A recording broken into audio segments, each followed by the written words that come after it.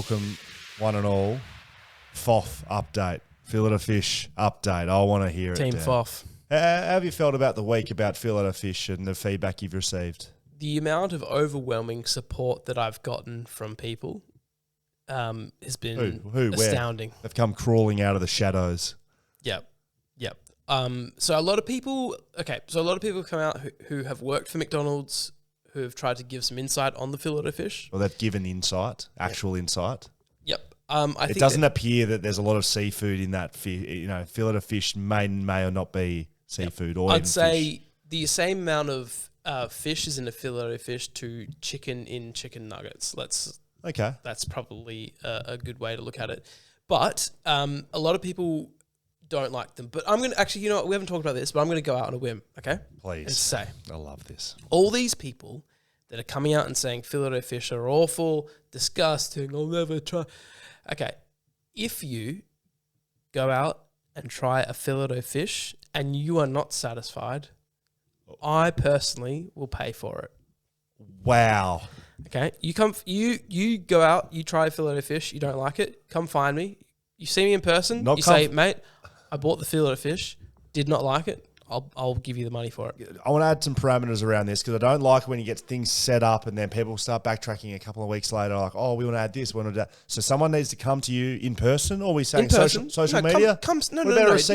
Anyone can come up to me in social media. Come up to me in person and I want your honest opinion. Come and tell me and say, Dan, had the fillet of fish. This is why I don't like it. But I'm that confident that people will like it that it's not going to happen. So, okay, there you go. You've heard it here first. Welcome to BackChat. Mm-hmm. If you try a fillet of fish, you don't like it, guaranteed refund from Dan's own money. Come and see me in person and I'll hook you up. That's how confident I am that it's a bloody good burger. That bun, it's so steamed. If you've stumbled upon us, so soft and steamy. If you've stumbled upon us, you haven't heard us, we are BackChat. We're a sports show. We chat to guests. We talk a bit of junk about AFL and the rest of the sporting world. You can find us on social, BackChat _, across most of the socials. We're joined today by Sammy Coverley. He's our graphic designer, but he's turned into this just man-mountain of absolute talent who is just taking over the show right now. He's never spoken on the podcast. Hi, Sam. Will, how are you going? I'm good, mate. You're handling things over there all right? You're switching cameras, you're writing notes, you're speaking. Yeah, look, a bit of this, bit of that. You know what it is. Oh, you boy. know what it is. He's sort of like, remember when the Power Rangers used to all get together and form one mega power, what was it called? You know, they'd all do their move and then they'd all sit in a big machine together. Are you talking about Power Rangers or are you talking about Earth? No, also... Wait. Dan, why are you bringing up Power Rangers? No, also, when all the rings combined, I am Captain Planet. And I'm aware of both things. Sam is sort of combining all of his things into one. Okay. Mm-hmm. So when two become one. Yeah. I need somebody that... Spice Girls. Yeah. Speaking of Spice Girls, I've just watched all of Drive to Survive in one... Have you? Drive to Survive, Netflix show, F1, friend of the family, Dan Ricciardo, who, haven't told you boys this, spoke to Dan during the week. Mm-hmm. He's got COVID. You know where my head went? I went, he's going to be in a hotel room doing nothing. Yeah. What's he going to be doing with his time? Hi, Dan, do you want to be on BackChat? What did he say? No, I don't. No, he said, honestly, I'll read the text. Hang on. Can I have a second to get the text up? So my connection to that was Jerry Horner, wife of Christian Horner, Red Bull principal. Dan Ricciardo, it's hit me for 6 so far. Yep. I'm absolutely cooked. Yep. So he's not going well with COVID. So no Dan Ricciardo on BackChat this week. Okay, that's fair. Another week though, maybe. Is he in Perth? No, he's not. He's round one of the F1 season. In Bahrain. Yes. Mm-hmm. Okay, so you've watched that. Very good. So welcome, Sammy. Hello, Dan. Hello, Will. G'day. I'm here. Hi. Hello at backchatpodcast.com.au is where you can send it and we will... read it. There you go. Well done. Oh, yeah, that's the first time you ever nailed that. I nail it every time. YouTube, going really well. We're over 750 subscribers now. I'd love us to get to 1,000. I don't know why 1,000, but I just want to get to 1,000. So if you're not subbed to us... If we're giving offers and you're saying... If anyone doesn't like a fillet of fish, they can come get a refund. How about this from me? This isn't pre-planned either. Oh, boy. If we get to 1,000 subscribers, free fillet of fishes Yeah. for anyone who loves a fillet of fish. You come see me in person. Yep. And you show me the YouTube that you're subscribed, that we're over 1,000 subscribers. Yep. Fillet of fish is on the house. I'll be coming up to you every other day for that. So thank It's you not very much. forever. It's one. Oh, Valid, okay. valid one. Valid one one. per person. And same with me. Same with my offer as well. I can't just buy everyone fillet of fishes every day. It's very good. So we're doing well on YouTube. Check us out on that if Yep. you haven't subscribed. Do you know what I like to do? Yeah. Every time I go in an Uber, I go, "Hey mate, you like podcasts?" And they're like, "Yeah, sure." Because I want to get 5 stars, so they say yes to everything. Do you? Yeah. I go, "You ever heard of BackChat?" No, I haven't. And then I grab their phone and I go and I sub to Spotify on their phone and also YouTube. Oh, that's so good. Do you actually? Yeah. That's exceptional stuff. Very good. You need to stop So riding. you could do that You too. need to stop riding your e-scooter around and jump in more Ubers. True. Patreon. Oh, boy. Unbelievable. When we started up Patreon and we asked people, can you afford a coffee a month to support this podcast? Because as you've seen, people who have been listening to this for a long time or watching or both have seen we've developed a little bit. We're not in the little dingy, dark dungeon anymore. We're a couple of months away from being a year. Yeah. It's been really fun. But when we started, we thought your mum, my mum might support the podcast. Yep. Sammy might support the podcast. Hasn't signed up to Patreon yet. That's fine. We'll get him. But plenty of other people have. We've ticked over 170 patrons on Patreon. Amazing. And I've said the right combination nailed of patron and Patreon. Yeah, you've jailed it. Well done. I'm very impressed with you people. And you know what I've done to show my appreciation? Do you know? What? Well, OnlyFans. What are we talking? No, the fantasy competition. No, I don't know. We're not telling people about the OnlyFans. Whippersnapper. Oh, very VIP good. code for our patrons. Yep. So we've got a code. You get discounts on whiskey. That's insane. I don't know what else we can do for you. I do. There's some other stuff coming along. We got an exciting new sponsor. We reveal it now. A little tease. Nah. What's the point? They're going to listen. Social media is sponsored now, powered by Cameo. What's Cameo again? It's a platform you can get video messages from celebrities or other lesser like celebrities like you and myself. You're going to be on Cameo. I'm going to be on Cameo. So Yep. Cameo, it's a platform where you can get personalized messages via video for whatever you want a birthday, you want a big celebration of Someone's anniversary, just been promoted. or reverse, you want to hang a bit of shit on someone. You want Yep. someone famous like Dan to say, Yep. "Hey, Pick up your game. stop wearing that shirt to work, mate. You Yep. look like shit." Yep. Well, Cameo's got behind the podcast. We're sponsored by Cameo now. Very excited to announce that. Very good. You excited? You don't get excited very often. Super excited. The AFL season has begun. Far out. You know what? It's Thursday, baby. It's been a long time since we've seen Footy. footy. I feel like we started this podcast. Like the podcast kind of, we were doing our thing last year, but I feel like we really kicked things off right as footy season ended. In the off season when nothing happens. We're talking about Mason Cox wearing sunglasses, for goodness sake. But It looks just terrible, Mason. there is a lot to happen over the next 6 months. I'm a little bit excited. I actually, very footy excited. season's here. You're actually excited with that one. Yeah, I love it. Whenever I ask if you're excited, you never give me excitement back. It needs to be organic. All right. Very good. AFL season has begun. We're into it. If you wanted to join the fantasy league, It's done. cannot do it. It's done. You can't do it. Well, you know what? You probably can, actually. Yeah, if you want to join now, you're just a week behind.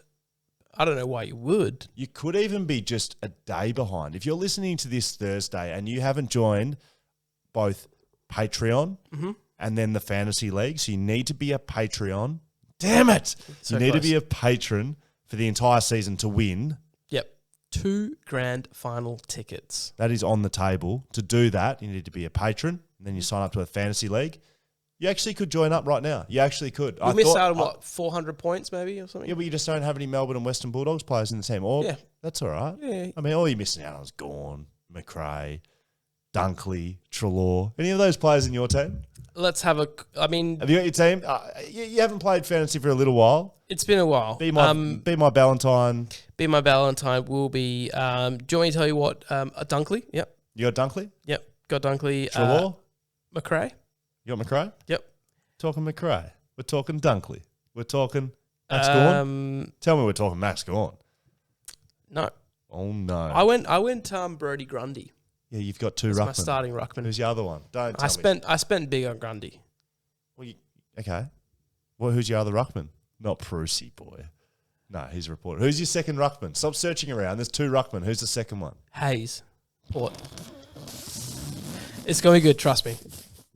How much confidence do you have in the ability to win the 2 grand final tickets? Because I have said it is on the table for anyone who wins it, I including spoke you. directly, you and I did, with Selby. Selby Listier, Moira's Magic. Yeah. If you haven't signed up to that, you probably need to if you want to take this seriously. Moira's Magic. I spoke to him. I feel very confident in my team. As of recording this podcast, there's 127 teams entered. Bruce, sorry, he's my other rock. So when I said Bruce, do you know he's reported for the first round? That's all right. It's long. You happy with the 0? Perfect. Well, there's 127 teams. You only have to beat 126 of them. That's all right. Oh, 25 of them actually, because you're one of them. Long-term gain. Well, okay. You're behind the 8 ball to start with. If I'm that confident. Keep going. Very good. Okay, you've got to sign up to Patreon if you want to play that game. So sign up, and you have to be a patron for the entire season. Fantasy's going to be fun this year. Yeah, it's going to be very fun. Do you know what else we've got to finish off? Part 6 of a brutally long. It's been a brutally long session of this. It's my version of predictions. Now, the AFL season's starting. Do I want to ask you who's going to win the grand final? Yes. Kind of, I do. But you can't do that until you've heard why your team is going to win the AFL premiership in 2022.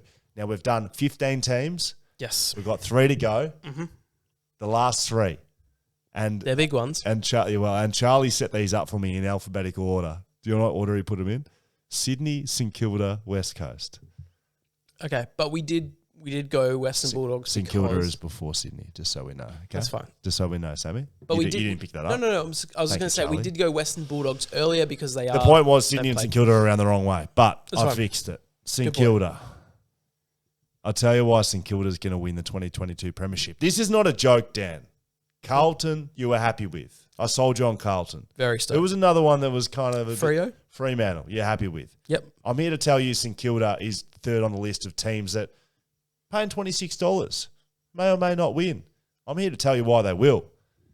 Rowan Marshall was injured last year. He's a tap ruckman. You might want to think about him in your fantasy side. Okay. Rowan Marshall tapping down to the Brownlow medalist this season, which is Jack Steele. Excuse me? Jack Steele will win the Brownlow medal, feeding off Rowan, and a little bit of Paddy Ryder when he comes back. A bit of,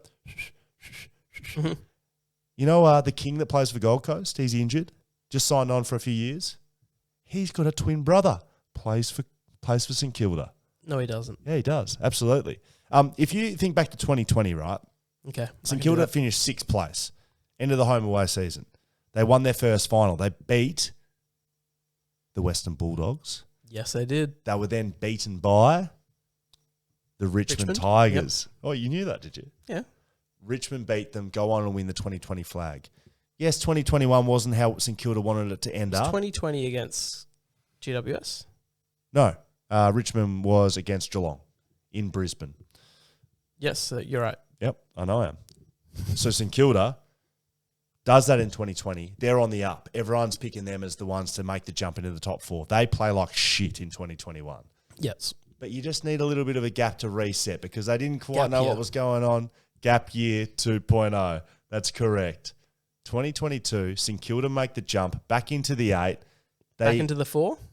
No, they've never been in the 4. They haven't been in the 4 for years. Back into the 8. They've missed the 8 last year. Yeah. They're back into the 8. They got Steele. They got Crouch from Adelaide. He's over there. They got King. They got Marshall. St Kilda. The Saints are coming home with a flag, baby. Happy with that or what? Love it. Okay, very good. Sydney. Never count out Sydney. Why not? They're always just good. They are always good. It's the Bloods culture. Sydney, this is why Sydney are going to win the flag. Okay. The Bloods culture is real. You hear it talked about in the media. You hear it, talking about, the Bloods culture from South Melbourne when the team's aligned. Well, it's real because it doesn't matter who they put on the field. Sydney find a way to win. They got the best young brigade in the league. They are put together with some of the best young players in the league. Justin McInerney, he's running around the midfield. Oliver Florin, Errol Goulden, I like that name. Will Hayward. Logan McDonald, he's a West Aussie. He's a forward. He'll be running around down there. You put a few experienced players. I don't know if you heard many of these guys. Buddy Franklin, he'll kick his 1,000th goal this year. Josh Kennedy. Storm the field. Luke Parker. Heaney. He's in my team. Is he? Jake Lloyd, one of the best running backmen going. They have the team. Last year they won 15 games, I think. They're not going to get worse. That's why they're going to win the flag this year. They win 15 games, finished just outside the top 4 last year with a young team. They're older, wiser, more experienced. They don't get worse. They get better and they win. They finish top 4. They win the premiership. That's a sell. I'm not. Yep. I thought it was St Kilda, but it's actually Sydney. Way better. They're paying $13 to win the flag. The easiest $13 you'll ever make. So you're putting $1. Bet $1. Okay. For the very last, the lucky last of the final series, the team we've all been waiting for, if I'm honest. The West Coast Eagles. Yeah. The mighty West Coast Eagles. Why West Coast Eagles are going to win the 2022 AFL Premiership. I'll tell you why West Coast is going to win. Now, this is a long sell coming back from a long way. They may not have enough players to field a team in round 1 to start with. You might get a call up. We got Dom. You might get a call up.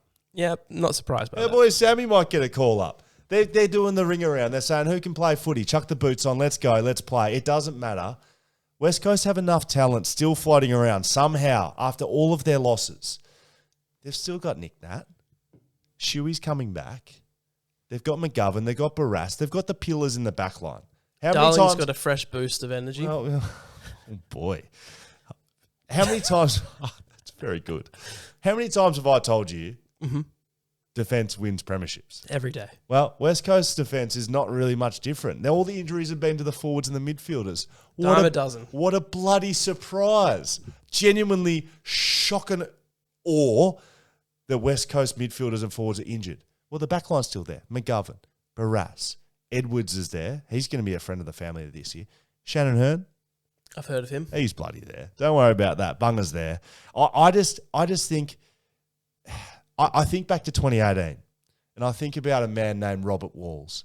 And in 2018, Robert Walls said, West Coast Eagles will win the wooden spoon. Well, Robert. Robbie. What are you thinking, Robert? I don't know about that, Robert Walls. Didn't quite work out for you that year, and it's not going to be like that this year. I'll do the opposite of Robert Walls. West Coast Eagles will win the premiership in 2022. Big call. Or maybe not. Who knows?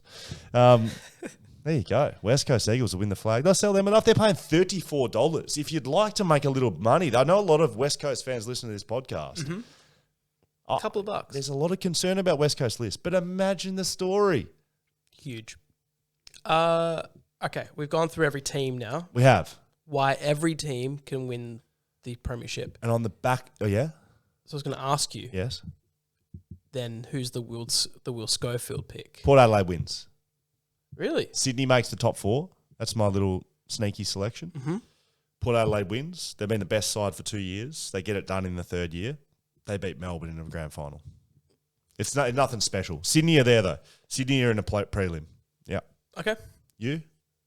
You're going to go wide. Come on. Mate, you've sold me on every team. Yeah. I've given you I'm going to go Western Bulldogs. Okay. The Bont. The Bont. Trelaw. Yep. Dunkley. Yep. They've been there. They know what it takes. Mustard. Colonel Mustard. Tim English. English Mustard. Very good. Future Future West Coast okay. forward. All right, so you're Bulldogs. I'm Port Adelaide. You got a team over there, Sammy? You got a nice little prediction for us or what? Mate, last year for me it was Port, and again, Port. Okay. Port. Oh, we're Port Adelaide over here. Go Power. So on the back of that, on the back, dum dum dum dum dum dum dum dum dum dum. Yeah. Right. So on the back of that, Sorry. Okay. You done? I'm done. I'm done. On the back of that, at Beers with BackChat, which will be happening again, very successful. Yes. I think, you know what we're going to do? Oh, gosh. I'm going to say Go on, do it. 1 year birthday. Beers with BackChat. We're going to do it. I don't even know when that is. It's about 2 months. Because what happened when we restarted BackChat, it was like round 2 or 3. I was like, Yeah, well, this is shit. episode 42, I want to say. In a row too. Yeah. Anyone having a week off? Not us. Not us. Well done. So, yes, let's go 1 year birthday, Beers with BackChat. If we're allowed. If we're allowed. Yeah. Mark and COVID. And Yeah. But on the back of that, at Biz with BackChat, we did a sweep, premiership sweep, where we said we'd put our money on every team, 18 teams, and one lucky person in the room would take home the winnings of that bet. Of course. So someone's gonna walk away with winnings, free money. That's what we do at Biz BackChat. Had a bit of a search around the betting companies. I had a look around. Sporting Bet. Don't really know many others. Bet 365. Yeah. Doesn't matter. There you go. It doesn't matter about the other ones. Did that actually exist? I don't know. We've put the money on Blue Bet. Have you heard of them? I have now. Correct. I hadn't. Had a bit of a look around. Some of the best odds in the business over at Blue Bet. So I thought, why not? Why would I put it on something I'm going to get less odds for people? Put on them more odds. Yep. More money. More money, less problems. I've always said that. There you go. So we're on Blue Bet. Okay. Put our money down on Blue Bet. The 18 know who they are. We may publish them through the year. Yep. So we're set to go. Round 1, it's happening. You know all you need to know. Who's going to win the premiership? All teams, apparently. We're good to go, Could be a draw. How do you feel about that? You feel very, very excited. Yeah. Through the roof. Very good. Okay. Before we get to the great man, Dom SHEED, coming up very shortly, it is time for You Send It, We read it, baby. Mm-hmm. And I didn't leave that open for you. It's okay. You Send It, We Read It. It's become a part and parcel of this podcast, just slotted in nicely behind the greatest podcasting segment of all time, social media. You Send It, We Read It. Hello at backchatpodcast.com.au. You send us an email. Dan will do his best to read it, even though, well, oh boy. Give it a go, Dan. All right, this is from B. Eddie. Dear Dan. This is from Ben. Yep. Dear Dan, read the thing, thanks. It'll only be the second most embarrassing thing to happen to Degoe, dubbed the Bunny by those in the know, in the last 12 months. P.S. Love your work. Regards, friend of the family, Ben. This is related to his breakdown of the AFL Grand Final. It's the only email that has been sent that we haven't read, and we're not reading it today. We're not reading it because we want to do it justice. Benny boy, we got your back, mate. I know you've been listening. I think Benny could love his lawn. I believe Benny's out there on the mower of some description. All right. My man Benny, it will come a time to read it, but it's just not today. Yep. Mark Johnson. Subject, general feedback. Thank you, Mark. This is outstanding. To be totally honest, I was never a big fan of Will Scoey. In his later years of playing, and would often curse at the match selection panel. In saying that, without him, I feel we probably wouldn't have made the grand final, never alone win it, if he didn't play in the 2018 finals campaign, and it was the best footy I think I can remember seeing him play. Such a backhanded compliment. Seriously. So thanks, mate. Thanks for all you've done. Okay. On another note, it is funny how we prejudge people in footy by their playing persona, only to find out that they're actually cool / nice / funny people. I think that's in reference to Hayden Ballantyne, who was on the episode last week. Look it up. Very good episode. Mm-hmm. Loving BackChat and your guest selection so far. Find it great listening on podcast or viewing on here when we have time to watch. Cheers, boys. P.S. Feel free to use this on You Send It, We Read It, which is what we're doing right now. And if Will feels like pumping up his tyres. If Will feels like pumping up his tyres. He does. You are actually growing more frustrating with the way you read. I don't know why, but it's like you're discovering how to read at the time you're reading. And as we get on, you're doing it more. But that's what I love about this segment, because it just adds a little bit of spice to it. I've got to be honest, Mark, and you started with your email with "to be totally honest." Hearing "to be totally honest," I was never a big fan of Will Schofield. Like, does that feel good? I don't know. It's a backhander. Was anyone a big fan of Will Schofield from the beginning? You're like a bottle of wine that you're like, yeah, it gets better as you go. Okay, I'll take that as well. Yep. Both backhanded, but I appreciate it, Mark, and we do appreciate you listening and watching on YouTube. Yes. Jordan Holks. This is called Shoespiracy, which I love. This is very good, Jordan. Hi, Will and Dan. Gents, I am concerned we are being fed misinformation from the West Coast Eagles at the moment regarding Shuey's injury. Oh. Okay, so he's been injured. Some doubts whether he'd play week 1 or not. They are reporting it's a leg injury, and he was supposed to be out for a number of weeks. After doing some of my own research, I have uncovered that this information may not be true. Will, with your links to the Sounds football club serious. and your friendship with Shuey, can you please assist in clearing this up for me? Do you want me to start now? Oh, sorry, there's a bit more to read. No, here we go. So this is, who is this from? Jordan. He says that he believes that Luke Shuey has in fact spent the majority of his off-season competing in America's 42nd season of... They've had 42 seasons of Survivor. Far out. No, they haven't. That's a joke. So he thinks that Luke Shuey's been competing in America's 42nd season of Survivor. This obviously takes its toll on an elite athlete, and he experienced a Christian Bale in The Machinist. Do you know what he's talking about with that? No. Christian Bale in The Machinist looks like he weighs 40 kilos. Went really thin, that's how Christian Bale does. Like transformation, and now has to bulk up again to get back onto AFL level. This is Luke Shuey. It also matches up that Shuey was just reported to be back on the track, running around quite well this week, which also coincides with him being the first person voted off the show, according to this chap who was on the 42nd of season of the American Survivor. Please refer to the following images for irrefutable proof. Irrefutable. You almost got there. Now, it is absolutely without a doubt, if you'd like a response to that claim, Luke Shuey has in fact been competing on the 42nd season of Survivor. There is a man who may or may not be skinny American Luke Shuey that looks exactly like Luke Shuey. Doppelganger. That is a great pickup, Geordie. I'm going to call you Geordie. I know it says Jordan. Would love your assistance in uncovering this conspiracy. That is very good. So we're going to put this on social media. Yep. It looks like Luke Shuey. A little bit rangery, a little bit gaunt, a little bit curly hair, a little curly head fuck. a very wiry version of Luke He's Shuey. skinny. He hasn't been eating the chips and the soft drink that Luke Shuey usually does. Potato chips or hot chips? Nah, he's a potato chips man, and he's a juice in the middle of the night man.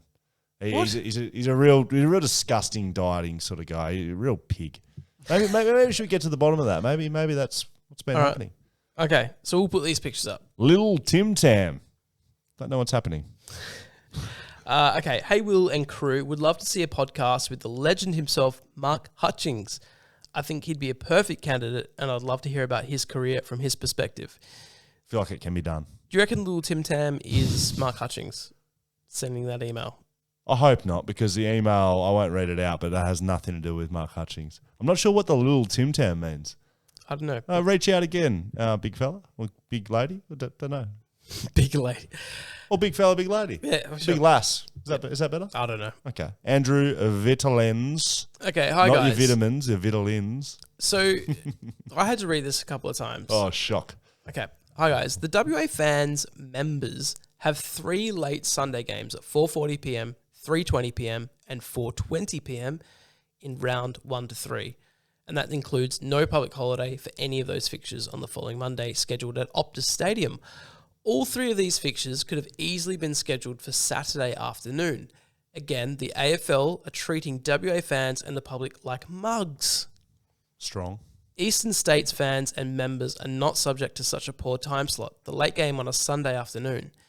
If they want a late Sunday afternoon twilight time slot for Eastern States television audiences, then they should play Victorian and Eastern States teams' games at Optus every Sunday. They would be sold-out games as demonstrated by the 2021 Dreamtime game at the AFL Grand Final and the AFL Grand Final. Kind regards, Andrew. I mean, it's a big pickup because 4:40, 3:20 and 4:20 on Sunday afternoon, it is, late. What did you think when you saw those times? It was kind of irrelevant, honestly. Yeah, your week doesn't. As a player, like Mondays and Sundays are the same sort of day. Like if you play Saturday, your Sunday's your Sunday. If you play Sunday, your Monday's your Sunday. It's just the day after the game. Weekdays kind of blur. It's just first day post game, second day post game, third day post game, you're training. Yeah, that's just how it works. So it kind of blurs in. So for the players, it won't affect them. I mean, for fans, it's real. Like you gotta remember that the majority of the money comes from the TV rights to the AFL, and that includes to clubs, to players. It's money makes the world go round, and that is legitimately what happens. That's why COVID's been such a big issue, because they haven't had the fans, which the gate prices is what money comes in, but the TV rights deal is a huge sum of money. It's over $1 billion over 4 years. Yeah. So that's what those scheduling, they don't actually, I'm sorry to say, Andrew, they don't actually care about the fans. They really don't. They care about slotting it into a TV time slot that works for them. And they don't really care about how else that really works for that. They will back that Perth and Western Australia will come out and support West Coast on a Sunday arvo. Whereas is North Melbourne supporters coming out and getting 60,000 to the ground? No, they are not. West Coast will go close. Yep. So that's what they're backing. What else do you have to do on a Sunday afternoon? Yeah, I mean, that's the other thing I kind of thought is like, okay, 4:40 game, it finishes at 8 o'clock. You're in bed by 9.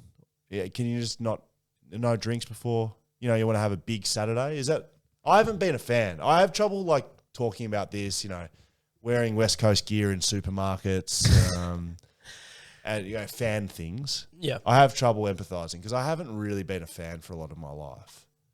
I do get if you want to go out to a pub or something and have a day. Can you not do that Sunday? No. I mean, you could, but some people like to have Sunday where they just like take it really easy and get ready for work on a Monday. Yeah.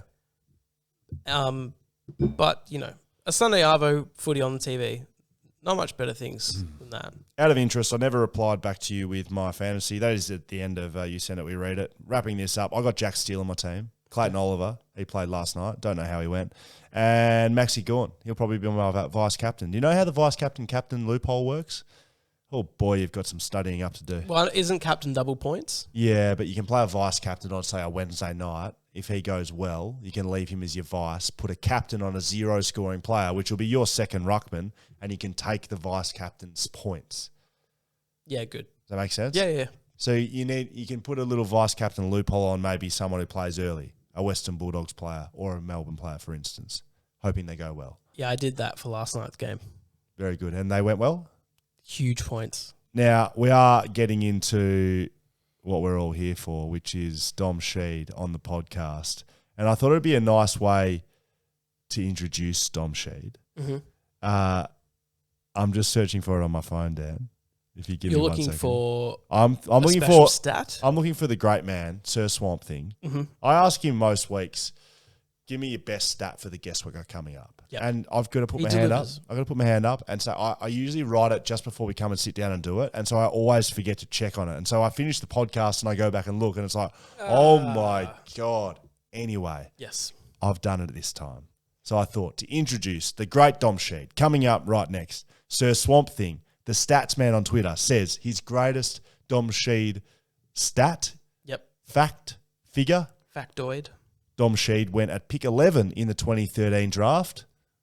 Collingwood had pick 10. Oh, savage. Dom SHEED coming up.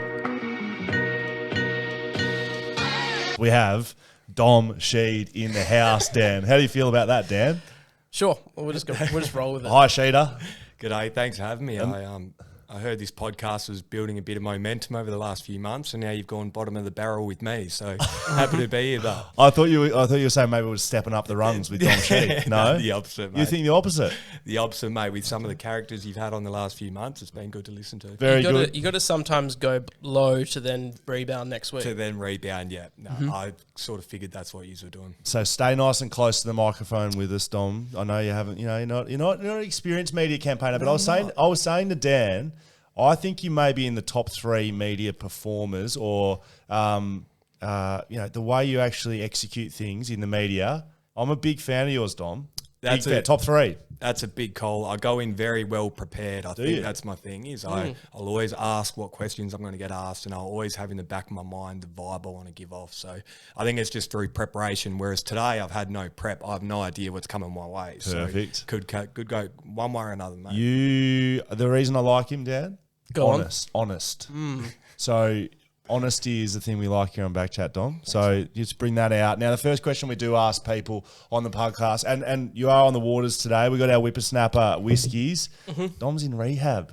Can't get on the whiskies, but you would have. If you could. Whippersnapper, very good whiskey. Absolutely. I heard they're a great company. And I've actually been there before. They've got a good setup there in West Leedy. No. East Perth.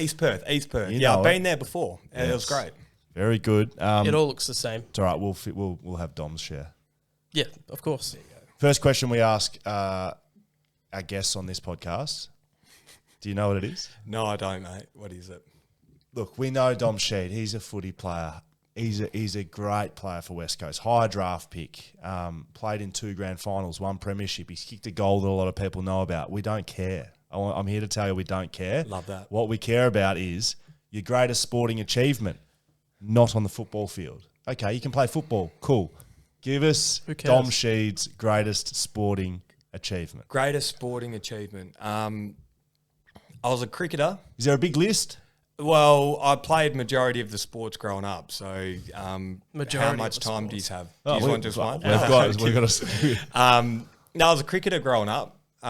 So I had a few handy innings back in the day, back in Kalgoorlie. So I was a bit of a man child growing up, so I was a lot bigger than everyone else. So when you're coming through playing under 12s, under 13s, under 14s, I was just so much bigger than everyone else. So, I think it was under 13s or 14s cricket. I made 700s in a row cricket. So that was probably my greatest stretch of greatness. Was that the season you didn't go out?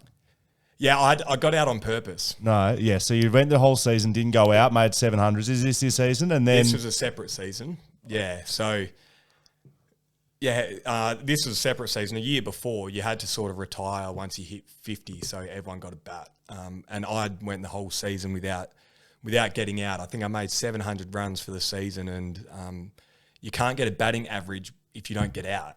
So I had to walk out on the very last ball of the season. Made sure that I left the ball and I worded him up to stump me. So he stumped me, so I got my batting average of 350, I think it was. Which is stupid. That's very smart by you. Oh, well, you needed the average. I got worded up before I went out there to say, just letting you know, if you don't get out, you won't have an average for the season. Did you make your 49 or 50 and then go out? And then, I went out last ball. I'm not sure what I made exactly that innings. Were you much of a bowler? Because I was a man child, I bowled quick. So I was bigger than everyone else, so I bowled quick. And then everybody sort of caught up to me, and the coach sort of gave me a tap on the shoulder and goes, why don't you try leg spin, mate, instead of your medium paces? And I've gone, medium paces? I thought I was bowling heat, but everyone had just caught up to me. Everyone had just caught up that I had to change it up because I got figured out. Best figures as a bowler? Oh, geez, I couldn't tell you, but I think that they were okay because I used to open the bowling. So I got the new bowl. I'd swing it a little bit, but I was never my one wood. When I started bowling my leg spin, that took a while to get used to because leg spin's obviously very hard craft. You got some tips? I was a leg spinner. Oh, there you go. Nice. Which is an odd thing to do when you're in younger grades of cricket. Like who's going out there, and you're a left-hander, so. Always good left-handed leg spinners to batters who are 12, probably trying to figure out how to play it. I had some good figures. Haven't brought it up for a while, actually. You did ask about this trophy and the ball. I'm just gonna. You can have a look at that if you want. I don't know if we're allowed to do this. How do we do this every show? Every show this gets brought 5 wickets for 16 runs. There you go. Yeah, that's in a grand final. Yeah. Geez, lucky you didn't bowl to me. That's the ball. I would have given you an average very quickly. So that was leg spinners as well. I mean, that's high level performance in a grand final. That's something you both share. Very good. I know. And I'm not talking about the 2018 grand final. I've had word. Actually, this is still on cricket. We're going to start with cricket at the moment. All right. I heard in a grand final day. Didn't start the way the boys wanted. 3 for none, the fellas are. No runs, 3 wickets. Dom Sheed walks to the crease. What does that make you at 5, at 6? Yeah, I come in at 5. So you're not a good batter to start with. You're coming in at 5. I think the idea was you put the batters who aren't going to get a go in first, and then they get out. Then I'd be able to bat out. So you've come out at 3 for 0. You've hit the first ball for 6. Yep. Correct? Yep. And then you've gone on to make about 180 runs in a 200-run partnership where your partner made about 11 runs. Is that correct? Yeah, that's correct. So selfish batter. Yeah. No, well, he would block and run and get the single and get me on strike. So, yeah, 3 for none. Our sort of best batter got out. One of my best mates, Joe, got out for a golden duck LBW. And then, 3 for none. And I've walked in at number 5 and, he bowled me one in the slot. So I thought, why change now? It's a grand final and 3 for none. Keep going. But we put on a good, handy 200-run partnership there. And you won the grand final. We won the grand final quite comfortably in the end. Wow. I dropped on 40-something, so I think it still haunts the bloke to that day. He'd be thinking about it. That's very good. Okay. So there we go. Greatest sporting achievement. I don't know what to pick. The 180, the bowling figures, or the 700, or the average. Just dominance. Yeah, I think just hand-eye coordination growing up as a kid really helped me. So don't worry, we're going to chop you back down to earth at some stage in this podcast. So don't think that this is a nice, pleasant. And you're place I to was be. thinking it was going too smoothly. You're a bit of a golfer though as well. Yeah, I'm not. I'd be an 18 round, 18 handicap, you call it, or whatever. So I haven't spent a lot of time. I refuse to go. I remember I used to play golf a lot, twice a week, and I got quite good, but because I was trying to get so good, I'd always leave the course frustrated. So now I only play golf for fun and when I'm drinking beers. So that's my rule, is I'm not trying to get better. It's purely to have fun. So you grew up in Kalgoorlie. So all these sort of stories from your junior sport are from Kalgoorlie. Yep. You kicked 100 goals in a season across two levels of footy. Yep. Yeah, 100 goals in a season, which, yeah. From full forward, was that where you were playing? Or? No, I was playing midfield, mate, at the time. So, yeah, I used to like to sneak forward a fair bit, get a bit ahead of the play. Used to like sneaking forward and getting ahead of the play. What's changed, really? Were you waving off kids in the forward line? What? I was big, like I said, I was bigger than everyone else. So this is the thing. Everyone's caught up to me. So they're talking about the fans storming the field when Buddy Franklin kicks his 1,000th goal this year. Was Kalgoorlie like the MCG? Did the fans storm the field? Yeah, people ran onto the field. So obviously amazing. all of my teammates at other levels and stuff like that all ran on, and yeah, it was actually quite a good moment. So kicking 100 goals, I remember I was at a wedding the other weekend and we were talking about it, and yeah, 100. I've kicked 100 goals in a season. I was the only one who's kicked 100 goals in a season. And I was talking to a bloke who had done it 10 years before me. So it turns out I wasn't the only one. This is Mitch Brennan, so Jacob Brennan's cousin. So he was a big full forward who also liked to kick bags. Unreal. Okay, moving along. Is it true your greatest strength off the footy field is your mathematical ability? No, I wouldn't say so, mate. I left school at year 10, so... I heard you may have been in the top 1, 2, 3% of Australia in mathematics. What was that test that you did in year 8, which was Australia-wide NAPLAN testing? NAPLAN. Was it NAPLAN? Yeah, that's a thing. I think you clearly know what it is. A lot of multiple choice sort of things. So yeah, I did the NAPLAN. I think I got a high distinction, which put you in the top 10% in Australia for maths, but haven't picked up a book since, and that's well and truly not the case now. I can tell you that. But you've moved that into more, well, maybe you did it growing up as well, hustling and a few side hustles going around. You had Hucksterburger at one stage. You always get a few fingers in a few pies. It started early for you as growing up, selling lollies at school, correct? Tell me about that. So in year 8, I got my own locker in year 8. So year 8s and 9s don't usually get a locker. Usually you get a bottom locker. Why did you get one? I got one because I made a bit of a deal with a lady that if I won the cross country with my teacher, if I won the cross country, then I'd get a top locker. So I went out, won the cross country, got my top locker. Anyway, I was what I used to do is I used to buy.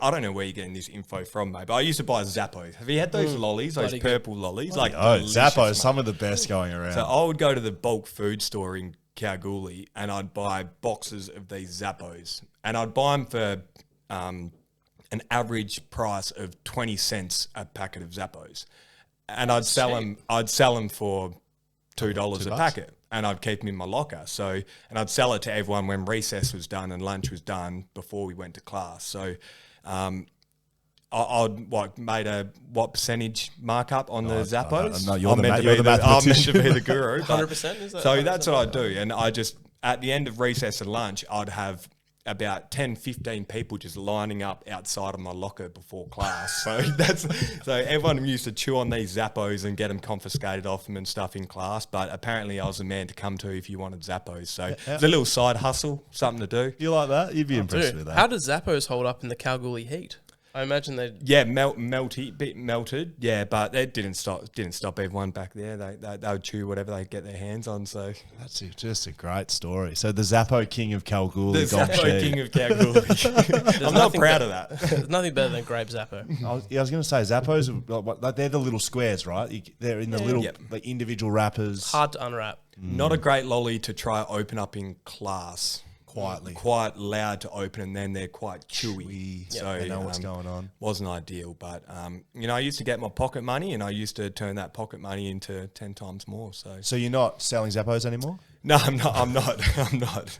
What's it like to be, well, I guess not the most successful sibling in your family?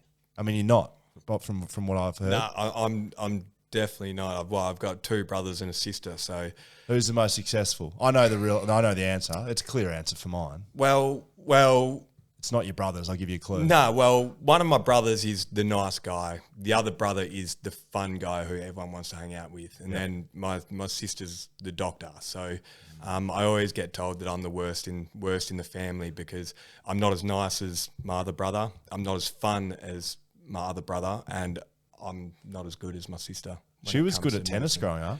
She was very good. Yeah, she was very good. Australian standard. Yeah, she had her ranking and everything and travelled around Australia playing tennis. I think she was... Is it Brittany? Brittany, your sister? Yeah, Brittany, yeah. I think she was ended up being number 1 in Australia under 18s at one point. So she was a very, very good junior. She played in the junior Wimbledon, junior Australian Open and stuff growing up, and decided that... when Alex and I moved to Perth, that she was a bit homesick, travelling around with her coach around the world to all these tournaments as a 16, 17-year-old, got too much. So she thought, I'm just going to move back to Perth and I'll just be a doctor, whatever. I've got Just be a doctor. No big deal. I've got one more for you.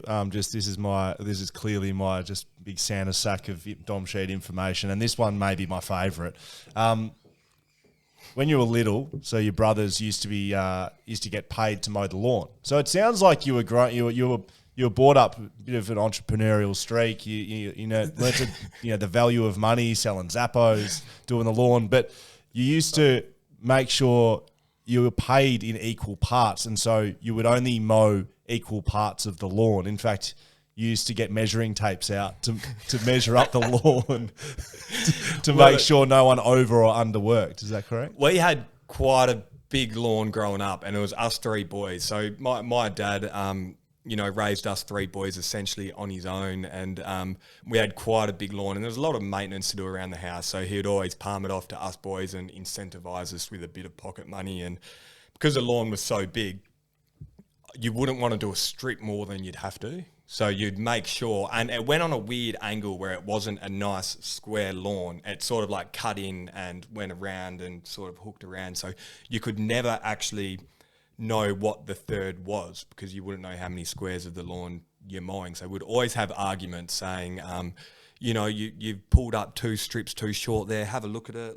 So us boys would go out, would figure out who needed to mow what parts, and then would go out and do it. Well, we're not talking. I feel like we're not talking about someone's front lawn here. Like, are we talking kind of like Optus Stadium type areas? No, nowhere near. As a young kid, Felt big. It felt big as a young kid. So when I mean that, it probably took Are you us pushing or you ride on? No, we're pushing it. Yeah. It's not that big. When I'm talking, it'd probably be the difference. Doing 2 strips would be the difference in mowing for 10 minutes and 11 and a half minutes. So, but it felt big.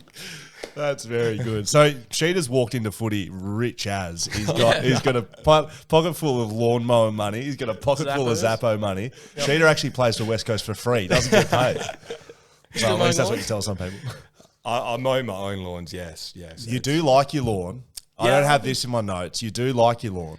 Yeah, see, a lot of people say this. When you do. I've got a bit of lawn, so I look after it. But, I'm still using my rotary mower and stuff like that. But I'm not... Wasn't it I was just an attendee at your wedding. Wasn't it in the vows about your lawn? Yeah, because Brooke would always take the piss out of me for loving the lawn too much.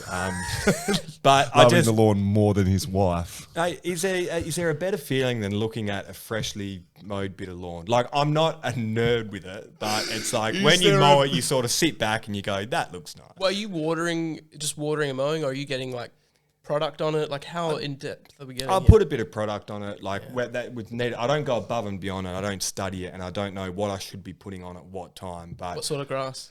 it's like a mix between kikuyu and he knows something his else. lawn. So, Yeah. but that's the thing. He's So pretending he doesn't care. Elliot Yo has lawn, and he's like right into his lawn, so he'll always talk to me about it. It's actually what we bond over the most, Yoey and I.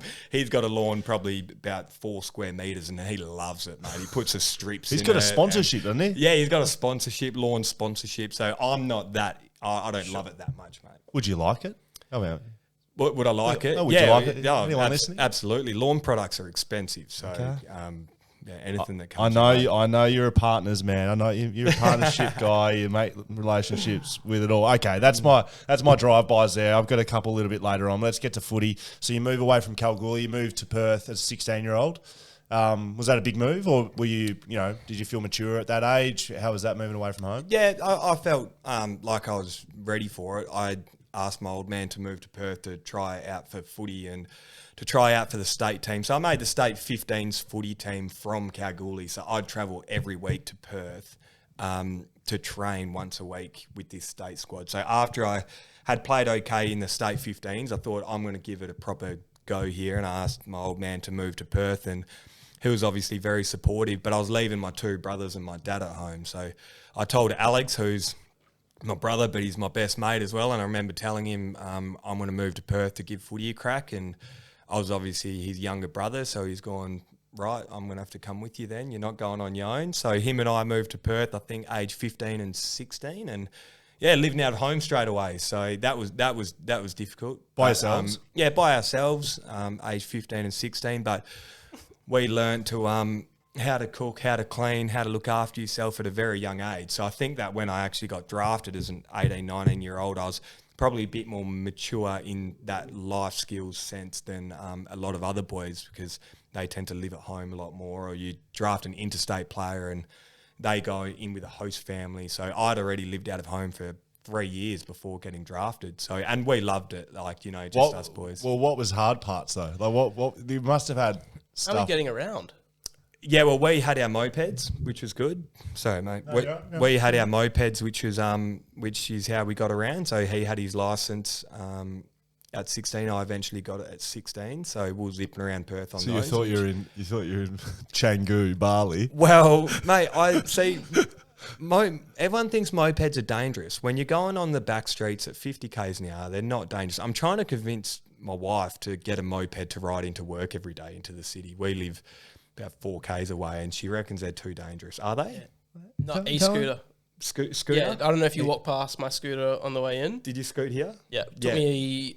How many k's do you reckon it is to my house? It's decent. I've been that way. So he lives at Hyde Park Hotel. Yep. Like just around the I corner. don't live at the I don't live at the Hyde Park Hotel. I live just around the corner from it. It took me 13 minutes on the scooter, and I'd go to East Perth every day for work, and it's about 9 minutes. And it's changed your life, has it? Changed my life. Yeah. Well, I need to look into that, because those E-scooter. scooters are taking off now. I see them on West Coast Highway, are they? They're Yep. like limes, or Yep. is that what they are? Yeah, So- you don't want an orange one. You get a nice black one, nice sleek one. Yeah, it's good. Yeah, Very yeah. solid. See, I might try to convince her to do that, but you obviously wear a helmet and that. Yeah. I abide by the rules. Yeah. Dan plays by the rules in all facets of life. Yeah, Yep. there you go. That's not a bad way to be though, as well. At the same time, keeps yourself out of strife. What about eating and going to the shops? Like, when I was 19, like I was probably similar to you. I was a little bit more mature than I was, but like when I got over here and I moved away from home as a 18-year-old, I didn't know what an FBOS car was. I certainly wasn't doing my own shopping, cooking, cleaning. Yeah. Well, Alex you must have been living in a bit of squalor for a while. Well, we got help from Dad, obviously, because he supported our move to Perth. So he got us a rental to live in, and he obviously helped us out a lot. But at this time, Alex and I were both had our electrical apprenticeships. So we were both working, so we're earning our own money as well. So we're living in Vic Park and going to work every day together. And then so we had money, and then we both played Subiaco Colts. So from there we made a lot of like good mates. You know when you're in the footy environment, you're not short of making mates and having connections and stuff like that. So we had our friends, we had our money, we had ways of getting around. It was just more so learning how to cook. So when I first met Brooke, I used to still like boil my vegetables and stuff like that, and she taught me there's actually another way to cooking, but that's all I'd ever known. So when The quickest, easiest way to get the food in your guts. I wouldn't season the steak, and it will very, very simple. We'd take a toasted sandwich maker to work, and we'd put baked beans in 2 pieces of white bread, and we'd have toasties every day. So we're very simple, but we Luxury. Yeah, we got there. I mean, like, while we're speaking about food, I mean, it would be remiss of us not to ask about a certain type of takeaway order. I mean, you would have been eating a bit of McDonald's at that time, surely. Yep. You a fillet of fish sort of guy. I heard you are. I heard of you are. Of course you did. It's all around. It's Australia wide. Yeah. No, not a fillet of fish, man. Nah, absolutely not. Why not? Tell me about it. Well, it's not real fish to start off with, and when you say when you say their burger patties are probably not all meat either. So. But yeah, no, I'm not a fillet of fish, man. I remember Tom Brass, actually, we had a day on the boat and we Ubered back past Macca's on the way, and they'd left some nuggets inside. So TB ran back in to go get his 3 nuggets that they didn't give him. And then I put his fillet of fish, he was raving about it, I put it underneath the Uber's tyre. So when he reversed out, it goes thin as cardboard. And mate, to this day, he has not forgiven me for getting rid of his fillet of fish. Had one? No, I've had a bite. I've never had a full one. Yeah. So we've just been able to reveal right here that the current West Coast Eagle player that I did mask on social media was in fact Tom Barras. Tom Barras, friend of the family of BackChat, is a FOF fan. FOF fan. Filet fish. FOF, mate. FOF. Is that your order every time? No. I like. No. I like to mix it up, but there's nothing better than that steamed bun. It's so soft and fluffy, man. Yeah, it's apologise to listeners and watchers alike. Spew up. So coming out of Kalgoorlie, is that, as a teenager, is that a bit of a thing? Like trying to get to Perth, is that like a goal for a lot of young kids?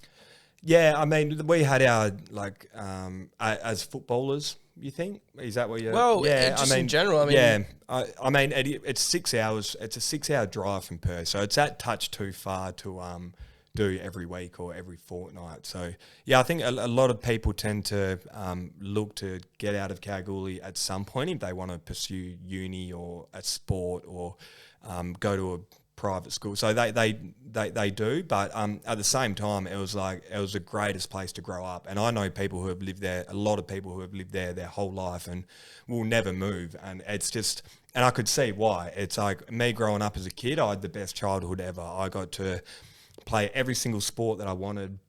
I got to ride motorbikes out bush. I got to drive bomb cars out bush, and I rode to school with my mates every day, and we'd go light fires after school, and we just got to do a lot of things that people in the city don't get to do. So, but for me, I think when I wanted to play footy, I thought this is probably my time to leave. But like I said, it's a great community to live in. There's plenty to do.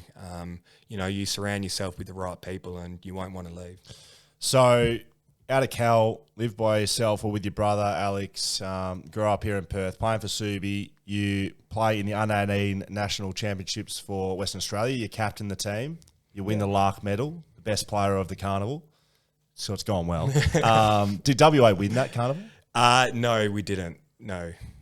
So you've had a good carnival. It's all going well. I mean, you've moved away from home in order to chase the dream. What are your thoughts at that stage of going through footy? Are you happy? I'm assuming you're happy with how things are going. Yeah, I mean, I was very fortunate to take the path that I did. It was a very smooth sort of process. I played state 15s, I played state 16s, and then I played 2 years of state 18s. So I played as an underager as well. So, it was a very smooth process for me, which I was very fortunate about. I didn't have too many hiccups. I wasn't injured, and I was playing decent footy. So.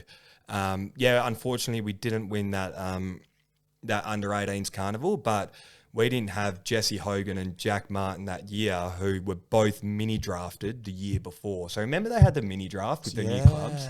So they went to GWS. Hogan went to GWS and Martin to Gold Coast. So they were our year. So they didn't get mini-drafted, 2 WA blokes. Geez, we would have had a great spine. We had Tom Brass, we had Paddy Cripps, we had Jack Martin, we had Jesse Hogan. It would have been an unbelievable lineup. McCarthy.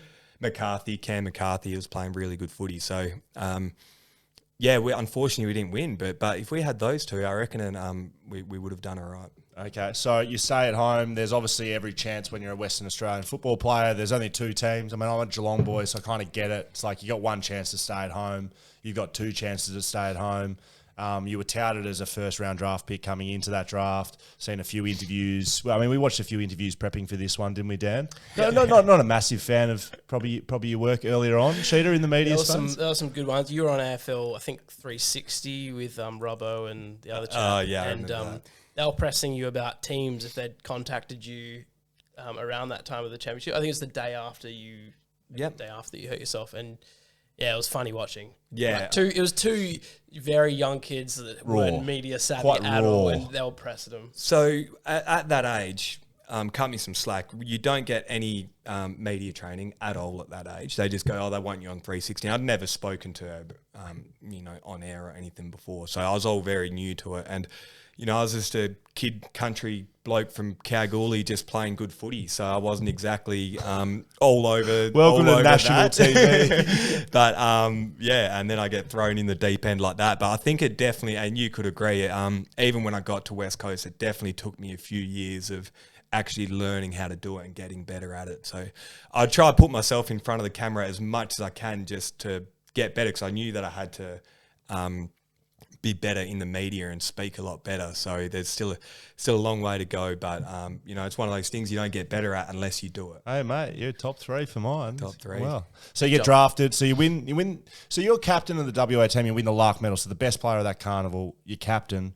Kind of skipping forward. Do you have leadership aspirations at West Coast? You're not in the leadership group currently. Yeah, where's that sort of? Sit? I'm not in the leadership group. I mean leadership's obviously a funny one. Like I'll continue to be the best leader I can be. But I'm not going to change who I am and what I'm about. So, if I find that in myself in a leadership role down the track, then great. But I'm not going to change anything I'm doing to really push for that. I mean, you can be a leader without being in a leadership group. You would know that better than most. So, and if that comes with it, I think Jeremy McGovern's a great example of never really wanted to be a leader, but he was just a natural leader that that role found him. So you've got 2 different types of leaders that one, and both are completely fine. This is the way I see it, is some people want to be leaders and they work on it really hard and they sort of change a few behaviours to push for a leadership role, and that's completely fine, because if you want to do that.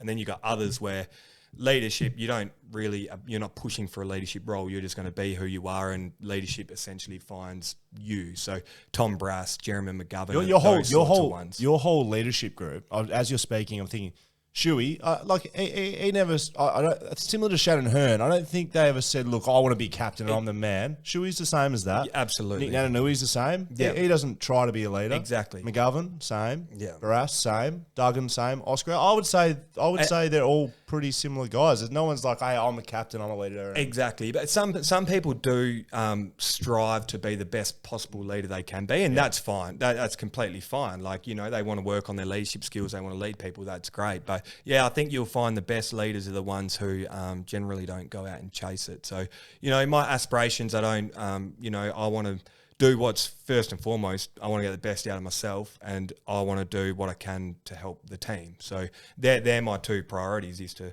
do what I can do and do what I can to help the team. Plus That's a good answer. the leadership group's player voted, right? Yes. Wow. Well, He can't. Well, no, it is right. I wrote an article on this on Code, right? My little writing going on at the moment. Like, yes, the players get a vote, but so if everyone voted for Will Schofield, the team might go, "Thanks, guys." There has to be. It's not a bad thing. There has to be an element where the coaches and the board of directors have a say, right? The most popular person that ticks all the boxes as far as the playing group might be concerned may not be the best for the leadership for whatever reason. So it can't just be pure player vote. Players say this, they want that. So when they say, when they come out and say in the media, it's a player vote, player led vote, and whatever the players said, I don't think that's 100% true, but that's not a bad thing. That's reality though. There is elements of coaches having input, higher ups, either board of directors or CEOs or whatever, that would influence the leadership group. There has to be, and whether that's contract or whether that's staying in your home state or being away from your home state and a bit more incentive, it does happen. And I think you've also got to look, the coaches and boards and that have to look at the future. So if we just voted on 4 of your very best leaders at the footy club, like they're 33, 32, 35, so they're very old. So they need to go, well, we need some form of youth or new wave coming through. Who are we going to forecast to be a great leader for this footy club? They're not now, but in a couple of years, they'll be better for this experience. Yeah, sort of reminds me, I was a sport captain at St. Dennis Primary School. I was the sport captain of Keen, the red colour. Yeah. It was a class vote. I don't think I actually got the vote over the line, but it was up between me and James Tchaikovsky. You know him? Okay. He was a bit of a troublemaker, and I think he got the class vote, but they were like, nah, he's no good. We're going to give it to the rule player. So then I got good class vote, but also the sporting of the... it doesn't surprise me you're a red house. It really doesn't. Yeah. You've really got a lot of red. What were you? You're a green-looking fella. I was green. Look at that. Green and blue. Sammy, is your mic on over there, mate? It is. We got big Sammy Coverley over there, our graphic designer. What colour, he's Sammy? playing a few roles for us today. Hello, Sam. You haven't spoken on the podcast before, I don't think. I haven't. It's my first time, but welcome. I was green. Nailed it so far. Thank you. I was green, and I was also the one who got the class vote, but then the teachers overturned it. Yeah, you're a cool kid. So he's the cool kid. Yeah, he's James Tchaikovsky, and I'm... What are you? Just Dan. Just Dan. Just Dan. Just plain old I'm Dan. the winner. Just plain old Dan. What colour were you? You go on. I was yellow in primary school, and then I was maroon in... maroon. Yeah, I know. How big is your school? You have maroon. We had 8 houses. Ooh, at 4. Yeah. I mean, I wasn't a part of the leadership group there either, Sheeta, so I don't know if that surprises you or not, mate. I was athletics captain. I was good at that. Now, okay, we've digressed a little bit. Okay, so you get drafted into 2013, come to the footy club, West Coast 2014. Daniel Kerr's number 4. Number 4. Did he hand it to you, or it was there and there you go? Nah, did they retire it for a year? Yes. I remember it came available, and I think you took it the following year. Yeah. So I think they retired it. So, it wasn't given to me. Who did you... I'm just reading it along here. Who did you cop it from? Oh, yeah. I just, again, like, you did an interview rookie year, and you were saying you copped it a fair bit being a rookie. Just, a bit of hazing and stuff like that. Who was the one that would sort of... Like, is that a thing at footy clubs? Because I know, like, in the NBA, they make them, like, carry all their bags and stuff. Like, they really treat them awfully. Do they do that in the AFL? I think in my era, it wasn't as bad as it was when you first started. Dom's a part of the generation, what we call them, Generation Z. He's actually just at the forefront of the soft generation, yeah. But he's clearly not soft, but he's the beginning of it. I was the last of the hard, you could say. You're beginning of the soft, or I was last of the hard, whichever way you want to put it. So in terms of hazing, were you still around with a red bag for the... Yes. So there used to be a red bag on flights for West Coast. It used to have all the muesli bars, all the sausages, all the lollies. Yep. And so it was like a backpack? It was an elastoplast red bag. It was the same bag my whole career. That never changed. Yep. And the youngest person on the flight for the away games used to be in control of it. And so take it on the flight, take it off, don't forget it. Walk down the aisle. Did you have it? Yep, I had it for a good 3 years, I reckon, because between me and the next debutant was a long time. Wow. Because remember, 15 in my second year, we played in the 2015 Grand Final. I'd wipe that from my memory. We didn't have anyone younger coming through for about 3 years, I think. So I do remember this, and you used to have great debates over games played versus age. Yes, and that great debate is still on. So games played, for example, you get Tim Kelly, who's 26, come over, or 25 come over. He's played less games than a young fella. So he's played one game for the club. Should Tim Kelly be holding the red bag when a 18-year-old's played 3 games? Yeah, right. So I think it's still a bit of a grey area, and there's plenty of arguments going on, but I'm well and truly out of that now. First game memories? Sub. Great, Simo. Dom, you're debuting round 1. You've had a good first year, round 1. So it was round 1? Yeah, round 1 versus Bulldogs. So your first year, round 1? First year, round 1. Okay. Yeah, and then... and West Coast were up by 100 points or something that game was. Wasn't that an absolute shellacking? The game had been won, and it was an interesting week because you're debuting, but you're going to have the green vest. So told my parents I'm debuting, but don't get too excited. I've got the green vest sort of thing. From this day, I've always been a big believer. You give a debutant starting first crack. You know, like just for family and friends excited to watch, and a young kid starting on the field, like I love that. But and then I come on 3/4 time, game was done, and I remember Pritter. I was a West Coast fan, so I used to love Pritter and Nick Nat and watch him all the time. And Pritter come up and said, first centre bounce, Nick's going to hit it to you here, so it's your ball, like you get it. And I've gone, how good's this? 40,000 at Subi Oval, and got done, bang, tapped it to me, grabbed it, tackled, holding the ball. Ran around like a headless chook for 20 minutes and got dropped the next week.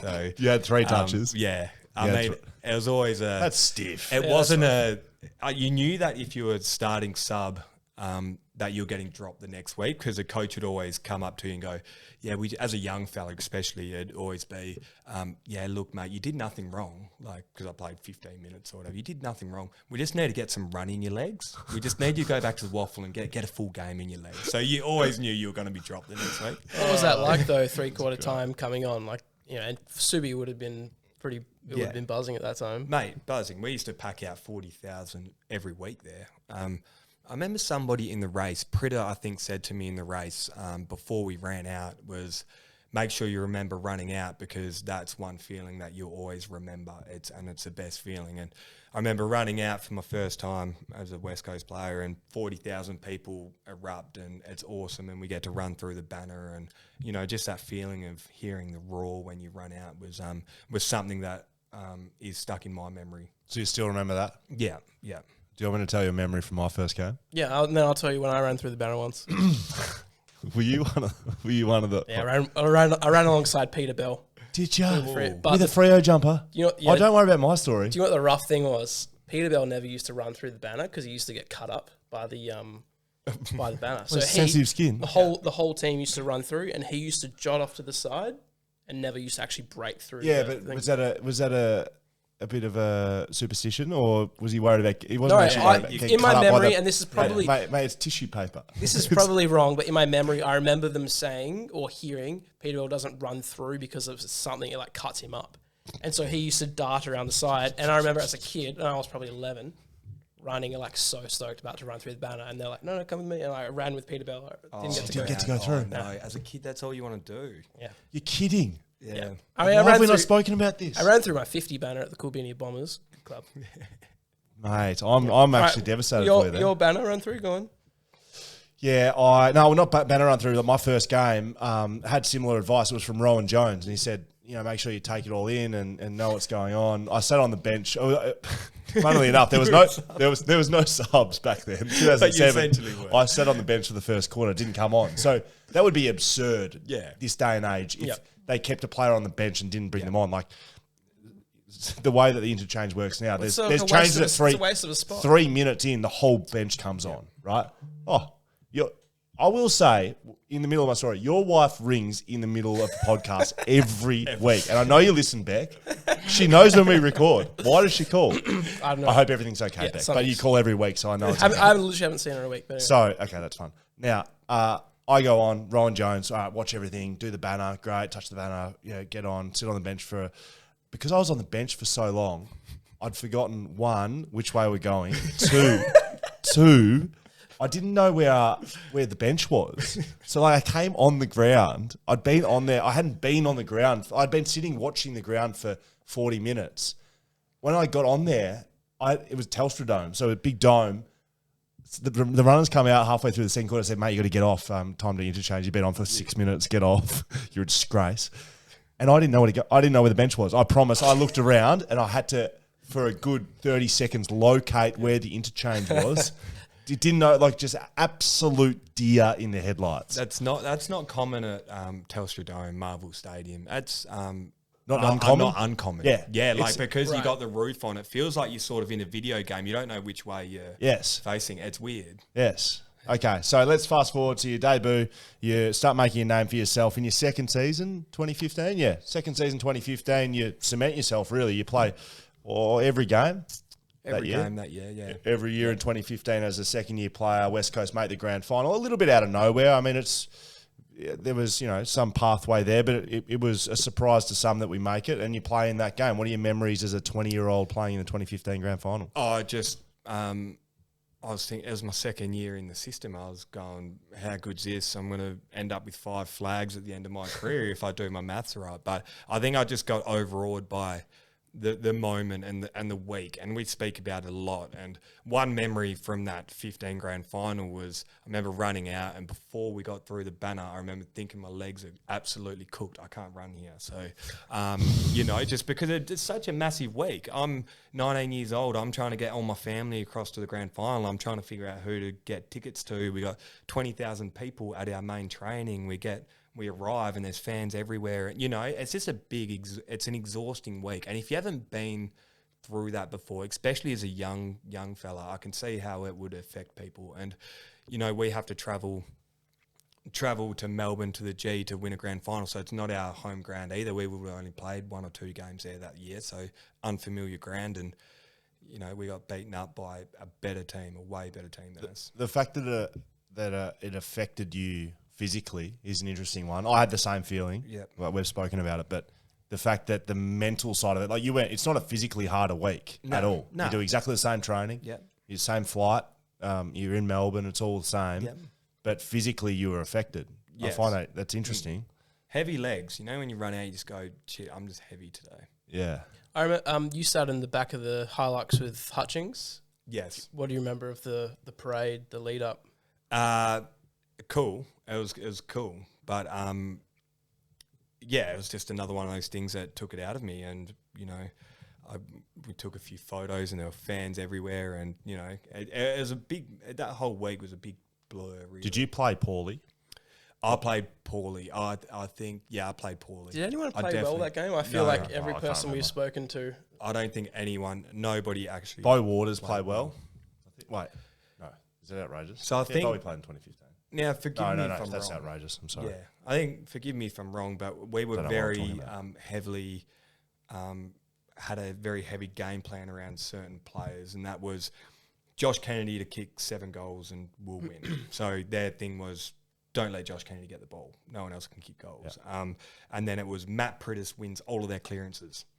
Don't let Matt Prittis win a clearance. So you shut down our best goal scorer, our best clearance player, which happened on that day. I think they'll both say that. We had no other avenues. We had no other avenues on way to play. Don't let Jeremy McGovern intercept the footy. That I think they would have went in with a few very clear focuses on how to stop us because we relied so heavily on certain players. Remember, Luke, I won money on Shuey first goal. Oh yeah, that's right. I did. He kicked first goal, didn't he? Yep. And I thought How much are we talking? Oh, I probably put $10 on it. But I think he was paying $13 or something. Very nice. Yeah. Good way to start the grand final day. Poor way to finish it with a loss. So 2015 happens. Have you watched that game ever? Watched it back? No, I haven't watched it back, apart from our review. Yeah, I'm over it now, though. I promise. I swear. Why would you review the grand final? You take a lot of learnings out of it. Right? Review 2018. Yeah. As in, it's the last game, but it's still a game. Yeah. It just seems like so much time passes, so many things change. Like, what do you... But it just remains open. If you don't review it, it's like, that game happened, and then what happened? There's no closure. There's no closure. And also, you work your ass off all the pre-season, the whole year to make that one game. Why would you not review what you did on the biggest stage? Because sometimes you look at yourself and go, why was I running there? Or you'll review certain things and you'll actually have one closure on the grand final, or in 2018 it was, this is how you win a grand final. What about how far long after the game are you reviewing it? Because I imagine the first month is a bit of a blur. No, we do the review on the Monday, normal review, and it's sober. Well, the direction is be sober, but whether or not people are sober or not. Oh, yeah, there's a few big nights before it. Yeah, absolutely. But no one's walking in with a bottle of beer. Yeah. But there's probably residual, intoxication. Well, I mean, we're going to obviously talk about the But every single year that happens. The last game you review. It doesn't matter if it's a grand final or not. You know, your last game's your last game, and you review it. Otherwise, you come back 3 months later, and whether or not it's a final, like Dom and I have been lucky enough to play in finals as our last game. But if it's not the grand final, it's the elimination final. If you don't review it then, what's happened? You would go away from the club for 2 to 3 months and not know what's going on. We'll talk about the goal because I love how long this podcast is going to go for. By the way, a few people have asked about it as you're well. stuck here, mate. But what you're in rehab? No one cares. What happens in the review when you take them? I mean, I assume it's not broken down play by play. You're not just watching the entire game, but like what's happening in the room when you take the mark in the review.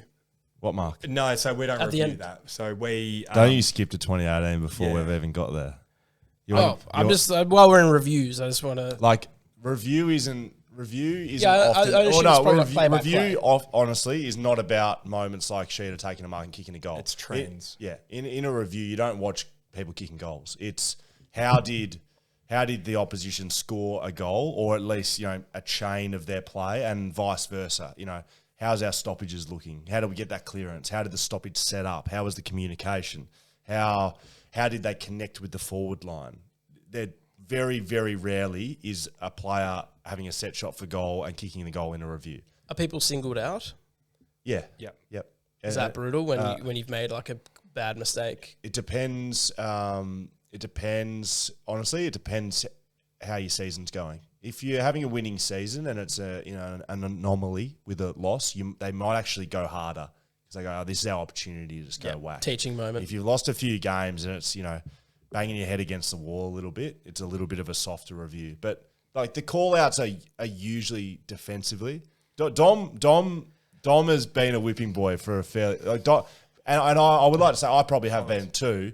I would like to think the whipping boys are people that can actually take it. You're not going to go hard at someone in front of a whole group if they're going to go and drop their bundle and never get back in the team. They're very, as much as you think it's a sort of spray out of nowhere, it's a very educated spray that you're getting. Simo will pick out the right person who can take it, but then the boy captures the boy's attention and going, shit, I won't do that again. I better do that. So, and then also as a coach, you can't give too many sprays in a year, or the effectiveness of your spray is not going to be there anymore. If you just spraying people like Dennis Pagan did back in the day, then if you're just spraying people like Dennis Pagan every day, it wouldn't have the same effect. So Simo will pick his 1 to 2 sprays a year as a coach, and boys will really go, shit. So that highlights Simo's intelligence. He's exactly right. So I mean, Sheeda was an easy target. Sheeda in review time. Reviews are also bird's eye view as well. So it's not what you see on TV and Sheeda gets a clearance and kicks the ball and then the camera goes to the forward line and Josh Kennedy takes a mark or drops it, right, and the opposition get it. The review is the bird's eye view. Sheeda gets the clearance, great. But Sheeda starts walking with his hands on his hips and he looks like a lady. The way he runs, he looks like he's running slowly. Doesn't look like he's working hard enough. And trust me, I'm saying these things out of love because this is what Sheeda caught. Dom, what are you doing here? What are you thinking? What's your next move? Because the review is about, okay, he's had the clearance, which is great, but then what are you doing next? Like, are you going to go and defend? Is your player going to mark the footy or is the opposition going to get it? You got to think, at the elite level, it's not about getting the clearance. It's really not. There's a lot of talented midfielders, a lot of talented people that can do that. The best players do it and then communicate to others or impact the next contest or do that sort of stuff. And I used to pop up a fair bit because obviously That's as good. You've improved, have you? As a youngster who's kicked 100 goals and used to like to get forward of the footy, I didn't defend too often. So as much as he singled me out, I think a lot of them were warranted. All right, we're at 2018. Tell us about the goal. No, 2018 it wasn't a smooth year for you. So 2015 you played every game. Yeah. Your second year, you've made a grand final. How good's this? We lose, but it's like, well, I would think as a young 19-year-old, you're like, well, how good's this? Yeah. 2018, 3 years later, your 5th year at the club. I would think, again, given your upbringing, given everything we've just spoken about, it's like, okay, it's time to shine. But you don't play every game in 2018. In fact, you're out of the team pretty late in the season, right? Yeah. I mean, I played, this is my 8th year in the system now, and I reckon on 5 seasons I've been dropped in the year. So I've only had a couple years where I actually haven't been dropped. Welcome. Yeah, so I'm a bit like you, Scully, but just didn't get dropped as much. You've got time. So yeah, I was so I haven't, it hasn't been this smooth ride. I think since I got drafted, that's when it got real difficult. Well, it's just interesting because you spoke about, growing up and it was a great smooth transition for you, 15, 16, double 18s, high draft pick, captain, but then when you get to the real stuff. Yeah, and I'm in my 5th year. By 2018, I'm in my 5th year and I'm out of the team with 3 rounds to go before finals. And I've been sitting out, haven't played AFL for 6 weeks, and we're about to play finals. And you start to think, this is my 5th year in the competition. I should have cemented my spot by now, and I haven't. Like, am I going to make it? Is this going to be my whole career like this? You start thinking about all of these things. And, through a bit of luck, I got back into the team. What happened? So, obviously, with what Gaffy did to Brayshaw, that was... I come in and took his spot in the midfield. So when that happened, and unfortunately for Gaffy, he had to sit out the rest of the year, but Simo come up to me and said, that's your spot now, so don't worry about getting dropped again. You're playing the rest of the year, you're playing the final series, and you're playing in his position. So how did that feel to have that reassurance? It was good to have the reassurance, but once again, a very intelligent man, I think, to get the best out of me. For him to say that at that time, it gave me a lot of confidence. So I knew that 3 weeks out of finals, I didn't have to worry about performance and if I'm getting dropped or not in the lead up to finals. It was right, find your feet, do the simple things well, and stay in the team. You don't have to do anything amazing because you're not getting dropped again. Just play your role. Did you play on the wing? Like, I wouldn't classify you and Gaffy as like for like. I played a lot of wing. So the way we used to structure up is you'd have people who played inside the centre bounce and people who played on the wing. So I probably played a mixture of 50% on the wing, 50%, in the clearances in the centre bounce. Forward at all? No forward, because at 2018, I just sort of was thinking about it. I thought maybe we were tagging off one of the wings in Hutchie, and pretend. Were you involved in that rotation? Yeah, but if he goes on bowl, then it pushes someone to the wing. So we had this very smooth process of everyone could play every sort of position. I guess my point is like Gaff comes out, great player, been a very consistent player for West Coast, still is, and you come in and you're not a like for like. You're not the same player as Gaffy. You've got different strengths than he does. How does that work? You coming into a team, and obviously it works out well. We win a flag. Does changes happen within the team in terms of... Not changes. I mean, we always had that one person who played on the fat wing, and that was Masto. So he would always run, no matter what side the ball was on, Masto would run to the fat side of the ground. So if you're a winger, it doesn't matter what wing you started on, you run to where the ball is, and you run to what side the ball's on. So you're essentially another midfielder. You're sweeping at every single stoppage, so you're in the stoppage. So essentially you're just another inside mid who follows a ball around. So we were very role driven, obviously in 18, and us mids just hit this sweet spot right at the right time when it mattered. So for teams to win flags these days, you need to hit a sweet spot at the right time. Did Sam Mitchell and Adrian Hickmott have what was their impact on hitting that sweet spot? Those two were guys that have big deal to do with the midfield and contested ball and midfield. Huge. Obviously, Adrian Hickmott was an unbelievable mentor to the playing group, and he didn't coach me that year, but he was a great mentor he mentored me a little bit when I was in and out of the team, and he was great. His footy brain probably wasn't as good as his relationship building, whereas Sam Mitchell was very good footy brain. So I remember his first midfield meeting he had with us when he first started coaching. So he obviously played one season, then went into coaching and come back that next year. First midfield meeting, he puts on the screen, plugs in his laptop, puts on the screen, and it's a premiership cup. And he goes, right, boys, I'm here to win you a premiership. All right, so that's what we're going to do this year. At the start of 18. Did he? Right, boys, we're here to win this, and that's what we're going to do. We're going to win that premiership. That was his very first midfield meeting to our playing group. What was your thoughts when you see a guy come in and be like, Because he's come from as player, remember? Yeah, Yeah, that's right. So like unbelievable. Like we always knew he was going to be a good coach. We always knew he was going to be a good coach, and he's a very dominant personality and knows what he wants and goes out and gets it. And for him to do that, it was like we knew he was all in and he was going to be great for us. And it almost gave us that confidence of like, yeah, boys, we are going to be the best midfield group this year, and we'll win that. You know, and then throughout the finals series, you know, we had sort of 3 games to win a flag. I think at the end of round 23 or whatever, we needed 3 games to win a flag, and he put up 3 games there, and he goes, right, boys, we're at the pointy end of the year now. Win 3 games, you get a cup. Can you win 3 games, get a cup? And that was it was win the next 3 games, you'll get a premiership, and it was so simple. Harder to obviously do, but it gave you a lot of confidence to be like, yeah, boys, we can win 3 games, can't we? It's very Easy. good. Yeah. I wonder if he's showing Hawthorn that at the moment. Seriously. Yeah. Probably. I mean, he gave great if it works. belief in the playing group. Yeah, he did. Yeah. Yeah, I've spoken publicly about his impact on the playing group, and you know it's people have taken it out of context a little bit, but he was a very good coach, and it's a good story to hear, Sheeta. Now everyone knows about you kicking the goal at the end of this year, but at the end of the game. But what are your memories of leading up to the grand final? The week of, the night before, the morning of, you've lost your grand final. You know what that experience is like. Yeah. Was that in your mind? Thought about in it. Preparation. I thought about it a little bit, but I mean, I was the lead up to it very similar to 15 in terms of all the noise and stuff. You just knew how to deal with it better. You just go, right, I know what's coming my way. We spoke about it together as a playing group. I know what's coming my way.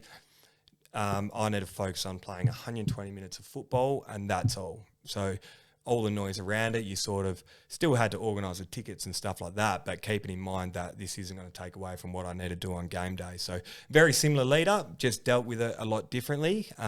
Me personally, I was quite confident in the way I was going to play. I think I had a good stretch of form leading into that grand final. So I was confident in the way I was playing my footy, and I knew that if I just did that once more, then, we'd be all right. But everyone was just so clear on their role and what they needed to do that day to win a flag. And it wasn't Luke Shuey, go out and be best on. It wasn't JK, you need to kick 7 goals. It was keep doing what you've been doing in the lead up. You don't need to do anything else apart from what you've been doing. So, and we had a good stretch of form leading into that. So we were very clear, and yeah, the week was different, but you just handled it better. Do you think about the game, and you clearly have a moment in that game that everyone knows about and everyone likes to talk about, but the game as a whole, do you reflect on that about how you were feeling in that game, or was it a blur, or do you have specific memories of this is, they kicked 5 goals to nothing in the first quarter? Yeah.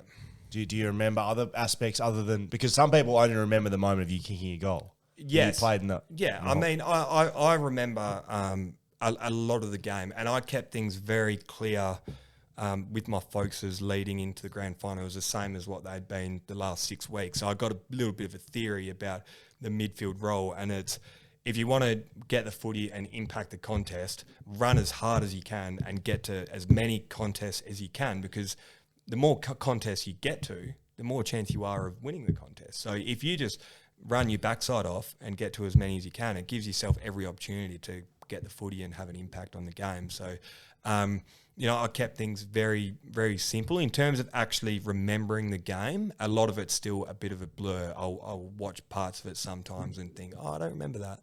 Yeah. So I've heard you tell this story a fair bit, but I mean, that's the game. We win the game. Tell me about the lead up to the moment. You weren't meant to be the guy that kicks this goal, right? This wasn't meant to be Dom SHEED. Am I going to tell my story, then you're going to tell your story? You can do whatever you like, mate. You can do whatever you like. No, people on this podcast have heard my story. Have they? People know that I'm responsible for winning the 2018 Grand Final. Yes. Like, the amount of times that story's been told is We've done a couple of pub tours, Dom and I. So I have heard. I have to pretty much. Dom tells everyone about how he wins the grand final and he's kicked the goal and blah blah blah. And then I always come after Sheeda and just trump him. And the poor bloke doesn't have a microphone at this stage, and so I can't say anything. Yeah, Sheeda, you've heard about Sheeda kicking the goal. Well, I'll tell you right now, it doesn't happen without Will Schofield running down the middle of the ground in the MCG. But I would like to hear it. People on the podcast have heard me speak about this multiple times. They haven't heard Dom Sheeda. Times. Maybe more times than the cricket. How does that happen? Can we get another soda water? Sorry, when you get it. Bro. Just on a side note, every time we do those shows now, I always make sure there's a second mic so that when Scully gets it, I've still got one as well. So, but I like to give him his mic. I'll ask a question then. Where do you remember where you were when the first mark in the chain happened? My man Trelaw, and I'm sure people have heard this a lot, but for the ones that haven't, my man Trelaw was the one that kicked the ball into Jeremy McGovern, who marked it, and by then, I knew there was 2 minutes to go. Before then, you're meant to be off the ground at this stage. Yeah, I was called off to the bench. Simo, I think, wanted the runner come out. They wanted the good players. Well, the runner came out to me and said, Dom, it's your turn to go to the bench. And I've obviously 3 minutes going to grand final. I've politely declined to come to the bench, and I've decided to just. Do you remember making that decision? Do you remember? Yeah, I ran to the forward line. So I've gone, there's 3 minutes to go. I'm a midfielder. I'm going to go create an outnumber in the forward line, which is a complete opposite way that the ball's actually going. So I'm just this seventh forward sitting in the forward line, and my man Trelaw kicks it into Gov. And I remember thinking we needed to win 2 contests before the ball got to me. So Gov's obviously kicked it to Vards. He's wheeled around, kicked it to Flying. I couldn't believe how quickly the ball come in my hands when Flying got up and turned around, and I was all on my own. Everyone was thinking, how's he on his own in the forward line like that? But that's because I'd been sitting there for like 30 seconds on my own, just waiting for something like that play to happen, to create an opportunity, because we're so late left in a game and you need to win it. You do something that you don't usually do. So Scully's done what he's done, and you just won the game for the boys. You've got to ask questions of the opposition. You can't just keep playing normally. You've got to be a winger and run forward. Because you know how long there is left in the court. You know it's late in the 5 game, minutes, and we're down by under a goal. Yeah. So it's like, yeah, what am I going to go and run around like a normal? Either lose or you throw something out. Yeah, correct. Exactly. Would rather lose by 4 goals having a crack. At least actually trying, rather than not try anything. And yeah, I was very fortunate that it just come my way so quickly. It would have been the quickest transitional play of the day, from 150 to another 50. I've marked it, and I've people reckon I played on, and you did. I was blocked. So yeah, there you go. Hang on. So you're forward of the play. I'll take it over. You're forward of the play. Scully comes to the middle of the ground. I reckon I'll probably tag you up a little bit and say, Sheeda, you just keep going, mate, because I've tried to win the game. Hasn't worked out. Thanks, thank you, mate. Thanks, bro. We're good. Thank you, mate. Cheers. Very good. Now, Legend. As I'm working my way back, your man Trelaw does get the ball and he kicks it into the forward line. The only reason Jeremy McGovern is there for the moment is because I'm not on my man. I just want to make that clear. These guys, they certainly haven't made any money out of it, but there's been the moment. They've coined the moment, right? McGovern, to Vardy, to Ryan, to Sheed. It needs to be fucking Schofield running down the middle of the ground, sets all this up, regardless.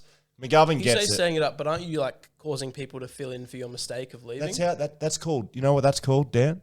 Teamwork.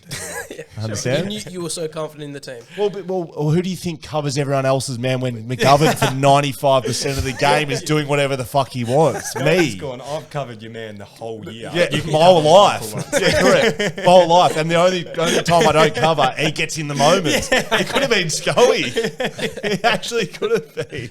Anyway, that happens. Sheeda's forward of the ball. So he's talking about that. The contests that have to be win. When you're that far in front of the footy, you can't call for it. You need people to do their role.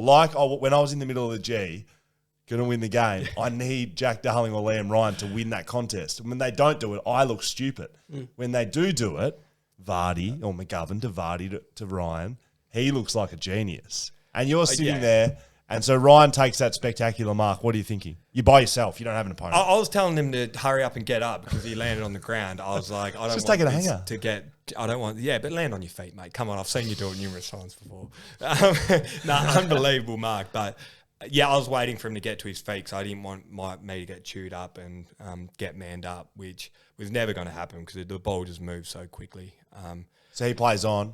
Well, the only reason I slightly had in my mind to play on was He plays on, kicks it to you. Kicks it to me.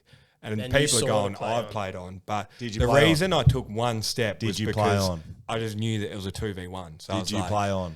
I don't think so. We're so late to go in a grand final, No. you put your whistle away. You put your whistle away. So did you play on? No. Did you? But No. you were in your head. Were you like, I'm going to run forward? Because you sort of take a step, but you didn't get called. I very quickly realised I was going to get tackled and wasn't on. But because there was a 2v1, it was me and Willie versus Maynard. I thought, well, If that was round 12, and the score is 45 points in front by West Coast, is that play on or not? I still don't. No, I don't think it is, mate. I think the umpires come out and said they made that was the right decision. Good. So, well, there you go. That's all we can take. want. So, So no play on. What about? There's also a lot of debate about Willie Rioli. Was it a shepherd? No. You tell me. I Have actually you don't. seen it? I Was it actually a don't. shepherd? I turn this up a little bit when we do this, maybe in a live show. But I actually don't think it was. For instance, if you hadn't have been there, he would have been able to reach the ball. So that can't be it. And I know he didn't because you were there. Yeah. It's the same in the back line when you block out. I'm used to blocking my man out for McGovern or Barras. How's it any different? Like, if they're not there, maybe I get a spoil on it or mark it. But they mark it in front of me. It's no different. I think once again the umpires came out and said that was the right decision. I think just because of the moment in the season that these little things are just amplified. Amplified. Yeah. So You'd rather them not make a call, really, honestly. put your whistle away. Yeah, absolutely. And Today, I actually watched this really shoddily foot iPhone video of this Collingwood supporter watching that last minute. It's on YouTube and it's good. And Can you please speak in your microphone? and he doesn't respond at all. He sees it and he's just pissed that you might, and he's not calling for anything else. And he's he's literally half a meter away from the screen. Yeah. So I mean, whatever. So you take the mark, you play on, you've got shepherded, and then okay. So you go back and take your kick. Well, firstly, it's a snap or a drop punt. Yeah, correct. Yeah, and I'm not a great snapper of the footy. I usually belly them and they land in the middle of the ground. So I never ever kick snaps if I don't. Something you need to practice as well. Josh Kennedy, Yes. practices all the time. That's why he snaps all the Very time. good at it. So I decided to kick a drop punt, and Scully's set up the defensive zone already. Oh yeah. So You're missing that's that. all. That's all set up. You're because missing. Well, everyone else missing had out. missed. That's why I set it up. Maston missed. Ryan missed. We missed about 5 in a row. Exactly. Yeah. So I was like, well, I've got a little bit of a free hit here, right? And the reason I say that is because nobody expects me to kick it. So as much as it's a high pressure situation and environment, no one expects you to kick it. At the same time, no one expects you to pass it off. So you have to take the shot. I couldn't pass it, so I had to take the shot. If I'm 30 metres straight in front, you are expected to kick it. So the pressure goes up. Whereas this one, there wasn't as much pressure in a sense in my mind because it was like it's a free hit. So I just thought just hit the ball as well as you can and keep everything nice and straight and give it an opportunity. Someone on social media mentioned that they had a tour on the MCG not long after the grand final, and they let them have a shot at goal from around There you that. And they said it was really windy, and it wasn't windy wherever else they were, but in that pocket it felt really swirly. Do you remember thinking about the wind? Nah, I think we had copped a pretty good day. There wasn't much wind, especially that time of the day. And you look at the kick, it doesn't drift or anything like that. But the whole idea was to keep it as straight as you can. Yeah, but there wasn't windy in that pocket on the day from memory. But yeah, I mean, there was a Do heap you have a straight kick, a set shot? If you had to take all your set shots over your career, is it straight or is it a hook? I mean, you're left footer. I mean, I run around a little bit, right? You take that few steps around. That's just what left footers do. Yes. So I was very fortunate that it was on the right pocket. And also with the pocket is we used to train at Subiaco Oval, and then Subiaco Oval would train there in our facility. So when we run out our race, that pocket that you're sitting in Subiaco Oval is the same angle as the G. So before you go out and train, the footy bags would sit there. You'd have 10 shots from that pocket, putting on bets for coffees and lunches and, whatever it is in that pocket before training, before you warmed up. You'd go train, you'd come back in, and before you go into your race, you'd have another 10 shots. It would always end in that shot too. Yeah. That was the last shot. Is always nice and straight. And so we would have had, everyone in our team would have had hundreds and hundreds and hundreds of shots from that pocket without even knowing. And then on grand final day, it happened to be the last goal. So, but yeah, if that had anything to do with it, I'm not too sure. But you can't really train for that moment. You can't practice kicking a goal in front of 100,000 people. You've got to, you just can't practice to do that. So, the fact I hit it well, I think it was a bit of luck if I kicked that. How many times did I kick that out of 10? Probably more than 5. I'd say 6. Yeah, but I mean, it wouldn't be. What would you say? You're not going 8 or 9. Would you say, mate? 7? I'd say it'd be 5, half maybe. It's pretty good. Do you owe a little bit to Jack Darling? Do you think? I mean, you've had a lot of fame and a lot of a lot of opportunities because of this kick that you've had. And without Jack Darling, I will explain this. Jack Darling marking the goal square, puts it down. He kicks that goal, we win by 11 points or 10 points, and it's so he has a completely open mark, no one around him, no pressure whatsoever, and he drops it. He does, and so he marks that. He fumbles it, and then it goes for a point, right? Yeah, it goes for a point. If he kicks that goal, we win by 10 points. Dom Sheed doesn't kick the goal to win the grand final, and it's just a good win to West Coast. So, have you thanked Jack Darling? I'm probably the only one who post grand final bought him a beer, I reckon. Because I had a lot coming my way. I couldn't hold all the beers. I had to give them off, because we're going to get to that. We're going to get to that. So you've thanked Jack.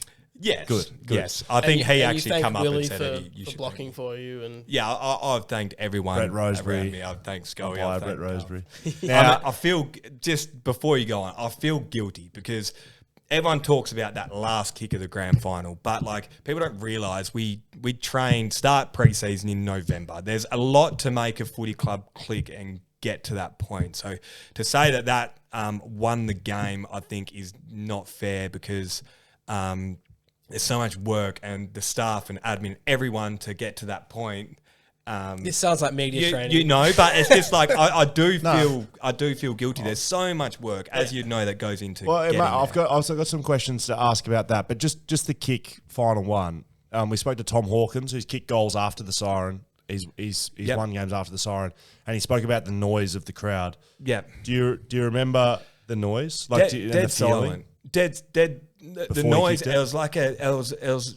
It was almost eerie because, the whole game you'd heard cheers and you'd heard, everything the whole game. And then I marked it. I almost think everyone sort of almost held their breath, like what's going to happen. So it wasn't, to me, it wasn't noisy. The only thing I could hear so clearly was the Collingwood fans over my back right shoulder, which were 20 of them about a metre away from me.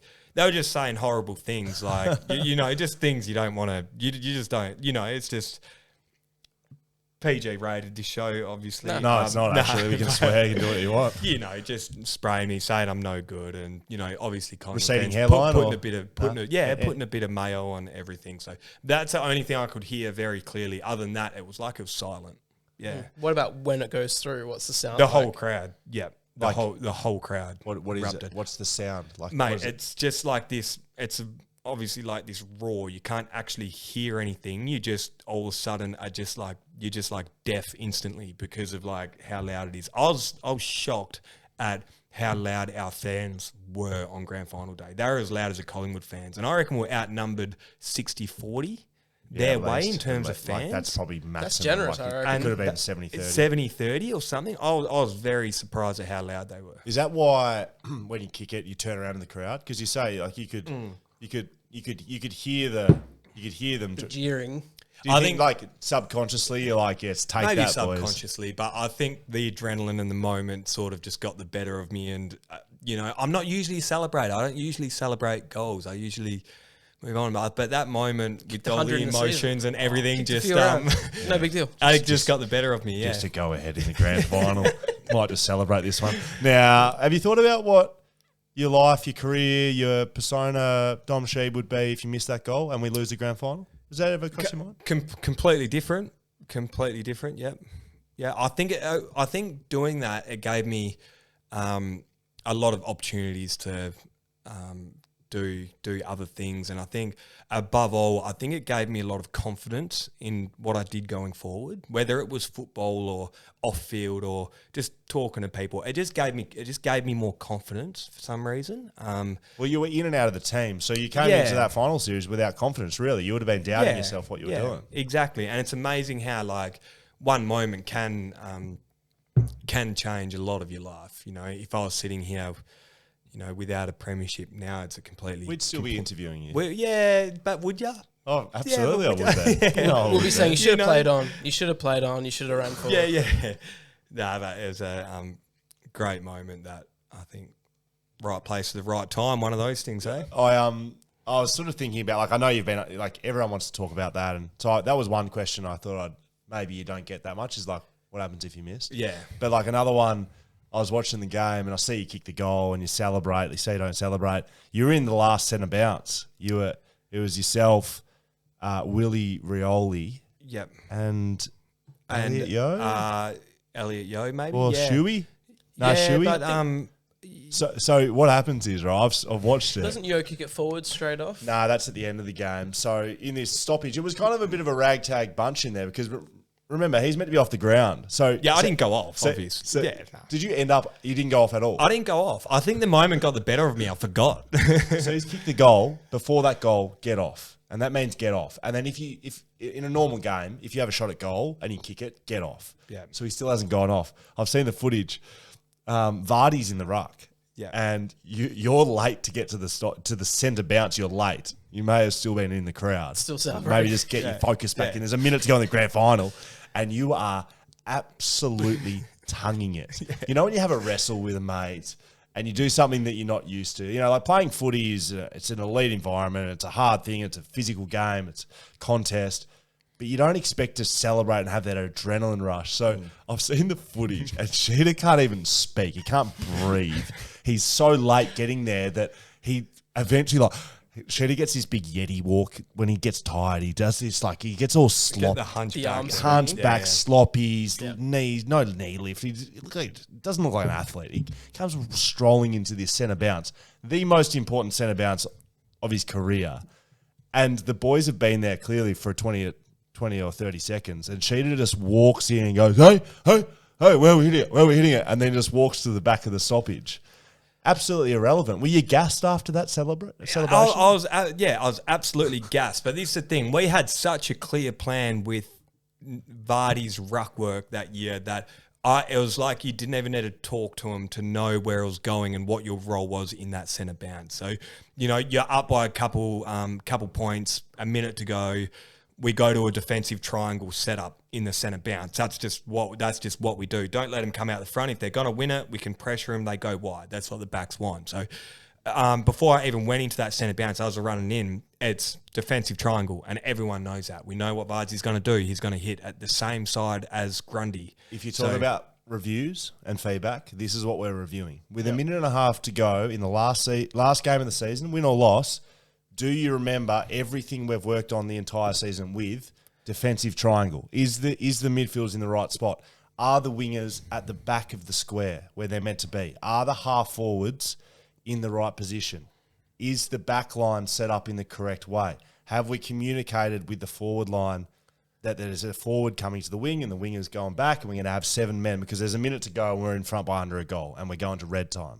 Yeah. That's what a review's about. Yep. And if you don't do that, It's like, well, what the fuck are we doing? Why are we even playing? Like, why have we done this? Why have we put all the work in? Yes, we won the premiership, but if you don't review it and say, hey, well done. And on reflection, I think we actually nailed it. I think we did well. We won that clearance, yes. We did. Yeah.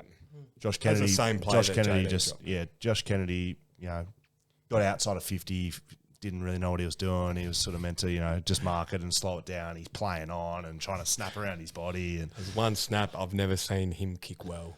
That one. Josh Kennedy. Okay, so we win the game. Fantastic. And we spoke about your media. You know what happens next? Well, I mean, we speak about your media credentials. You grow up, you're a raw individual. I mean, you're in your fifth year now, Dom. We understand this is in 2018. You're in your fifth year. And now, in your seventh year or eighth year, what you are now, I put you in the top 3 media performers. That's but impressive. I tell you what, after the grand final, after winning the game with a kick, and you get a microphone and camera in front of your face, it's one of the worst performances I've ever seen in media. It was terrible, and I don't watch it because I cringe at it. But can you imagine, Scully, 30 seconds after we just won the grand final? Imagine if I think I probably can because I was there. But no, imagine if they put a microphone in front of your face 30 seconds after you've won a grand final. Do you want to be there? How excited are you? Do you? I see a lot of people. I watch every grand final speech afterwards, and I don't know how people handle themselves so well. Look, I'm going to do the next best thing. I'm going to show you how you reacted, and I just want to hear your reaction, mate. What do you think about this? Hang on. Here we go. I just don't want to.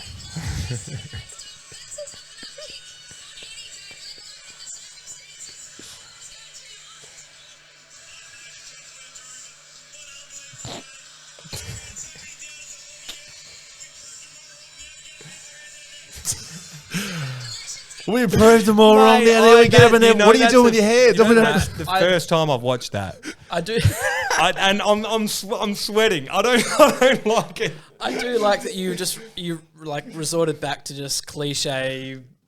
He doesn't know where to put his hands. He can't hear. You're gassed. You're absolutely gassed as well. And I just don't want to be there. It's like an out of body experience. Yeah. It's like you don't actually know you're even there. It's you speaking, but your body's not there, and your hands are. You're doing some sort of dance with your hands. It's one of the worst performances I've ever seen in the media. Mate, well, look. Lucky you kicked the goal, I'll tell you as what. you will, yeah. Whatever. Very good. You're close to winning the Norm Smith that day.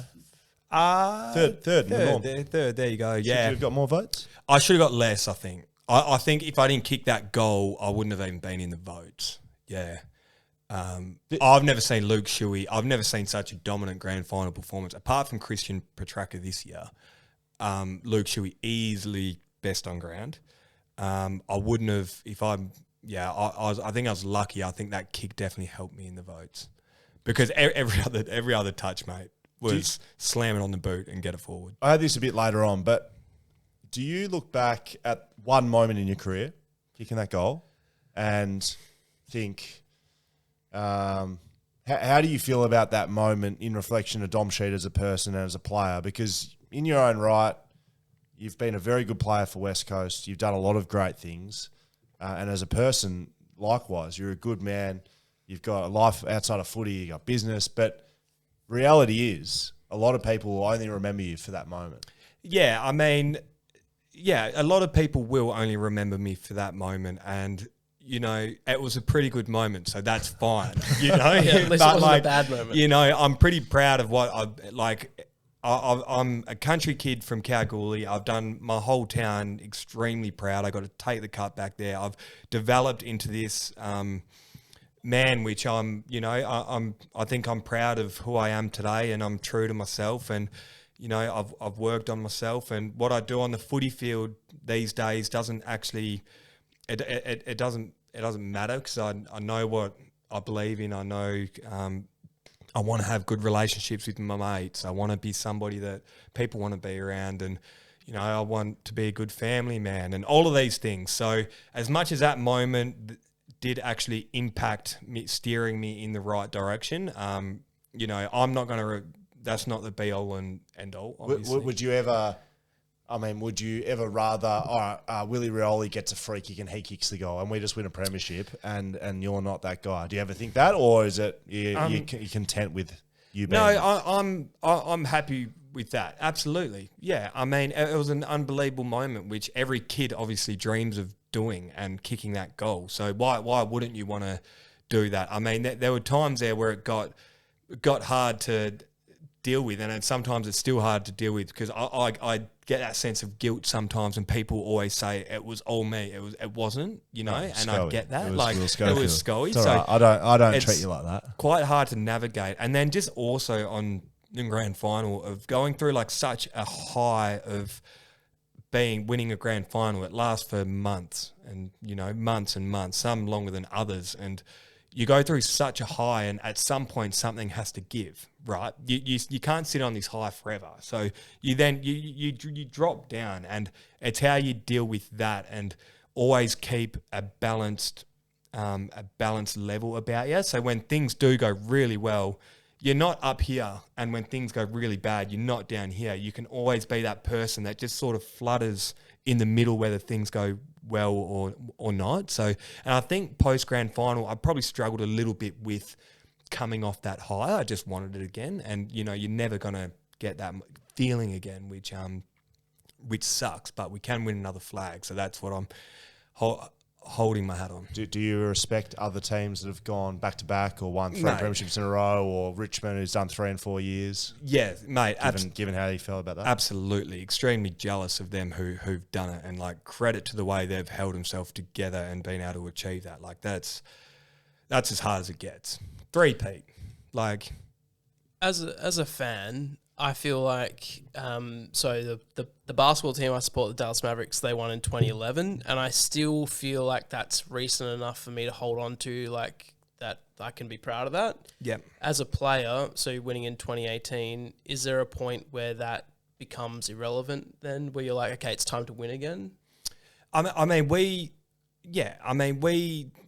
obviously tried going back to back. It didn't go our way, and it was an extremely difficult year and we had the team to win again, and we knew we wanted to win. We just got found out. I think the competition just knew how to beat us. We weren't playing at our best. Every game that we played, the opposition were coming up against the premiers, so they were going, this is our game that defines how we're going to go this year. It's the premiers. What better opportunity to get up and play well against this mob? So teams would essentially come a little bit harder at you, and we didn't handle that very well. So, you know, you always want to win every single game that you play. Reality is you're just not.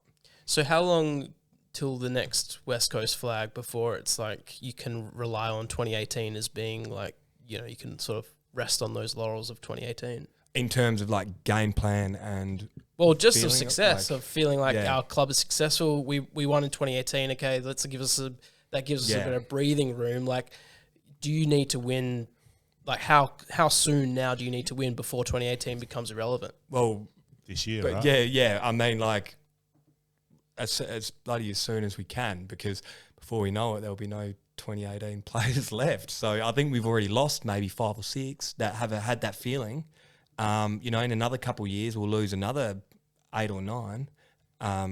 So yeah, as soon as we can. But as a player, if you've played in a grand final, you've won a grand final, you know exactly what it takes. But unless you've been there, you don't really know how it feels and how to handle it and stuff like that. So while we've got a lot of 2018 players still playing, then you know, now's going to be our chance. I know you're a current player, Dom. I know you'd be surprised at me knowing that, but yeah, we could ask you about your injury crisis at West Coast right now. Jack Darling coming back to the club, but it's not really how we do things at BackChat, Dan. I'm not really going to waste our time with that. I've been actually more enthralled with this one, man. Yeah, correct. You want to go somewhere else and find that? Go for it. Couple of stories to finish off before we get to social media. Sure. Powered by a new sponsor, Dan. Cameo. Oh, you've revealed it. Okay, great. I was just going to tease it, but that's fine. I got two stories to ask you about. So you kicked the goal we've spoken about. You're from Kalgoorlie. The city asked you back for a special ceremony. What did Kalgoorlie do for you? I think that was one of the most memorable parts of winning a flag. Well, my favourite part of winning the flag, instead of in terms of celebrations and There's beers and posts, there's nightclubs and whatever you want to do. Yeah. I went back to Kalgoorlie. I took the Premiership Cup back to my hometown. The real one? The real Premiership Cup. We back know to that my there's home. two. We know there's two. Do ya? Yes, we Okay. As far as it was locked in a box the whole time, so I think it was a real one. How much would one of those go for on the black market? Side note?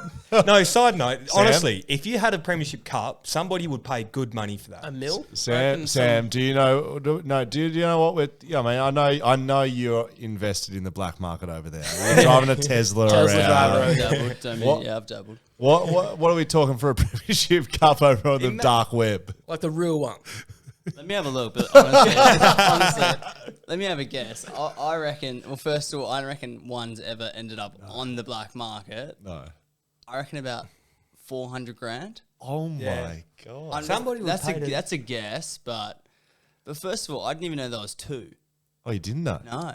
The real one gets kept at AFL House, I think. Is that correct? I don't know if Well, it's so even West Coast don't own the real one.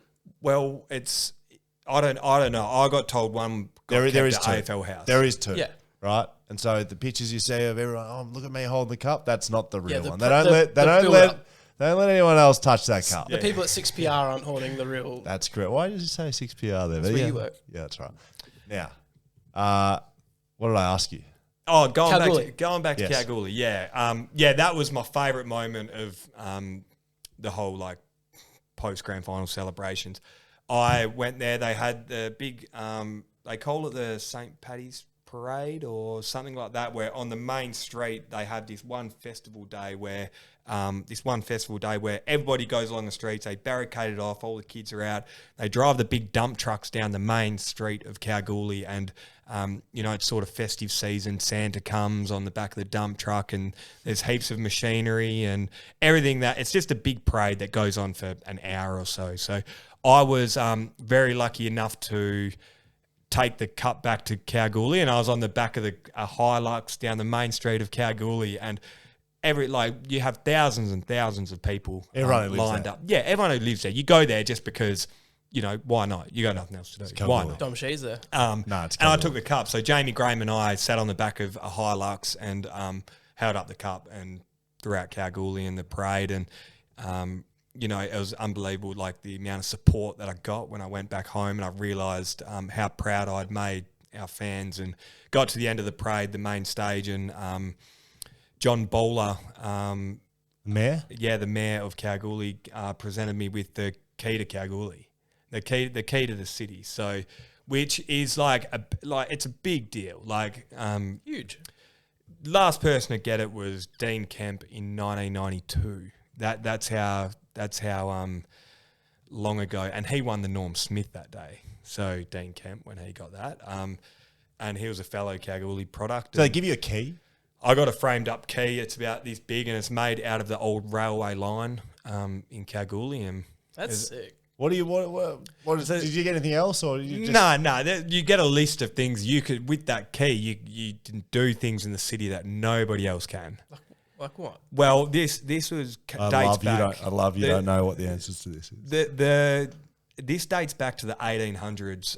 This giving the key to the city, and they haven't changed the rules since. So it's very old school. They're given the rules, and can you imagine what was going on back in the 1800s in Kalgoorlie? I'm allowed to, The gold rush, mate. I'm allowed to piss wherever I want in that town. I'm allowed to take my goat wherever I want in the whole town. So just a list of these silly rules. I'm allowed to take my goat wherever I like.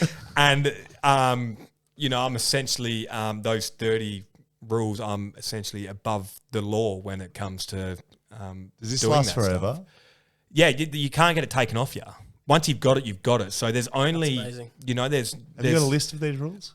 I don't have a list on me. I can get them, and I've been meaning to chase them up properly because I want to sticky tape it to the back of my key. Need a list of those Yeah. rules. So That'll be my So goal. you can go to Kalgoorlie and just take a leak wherever you want. Not Well- that you would, because you're not that like, sort of guy. But well, am I? Like, don't know. if you get a few beers into me, I'm not.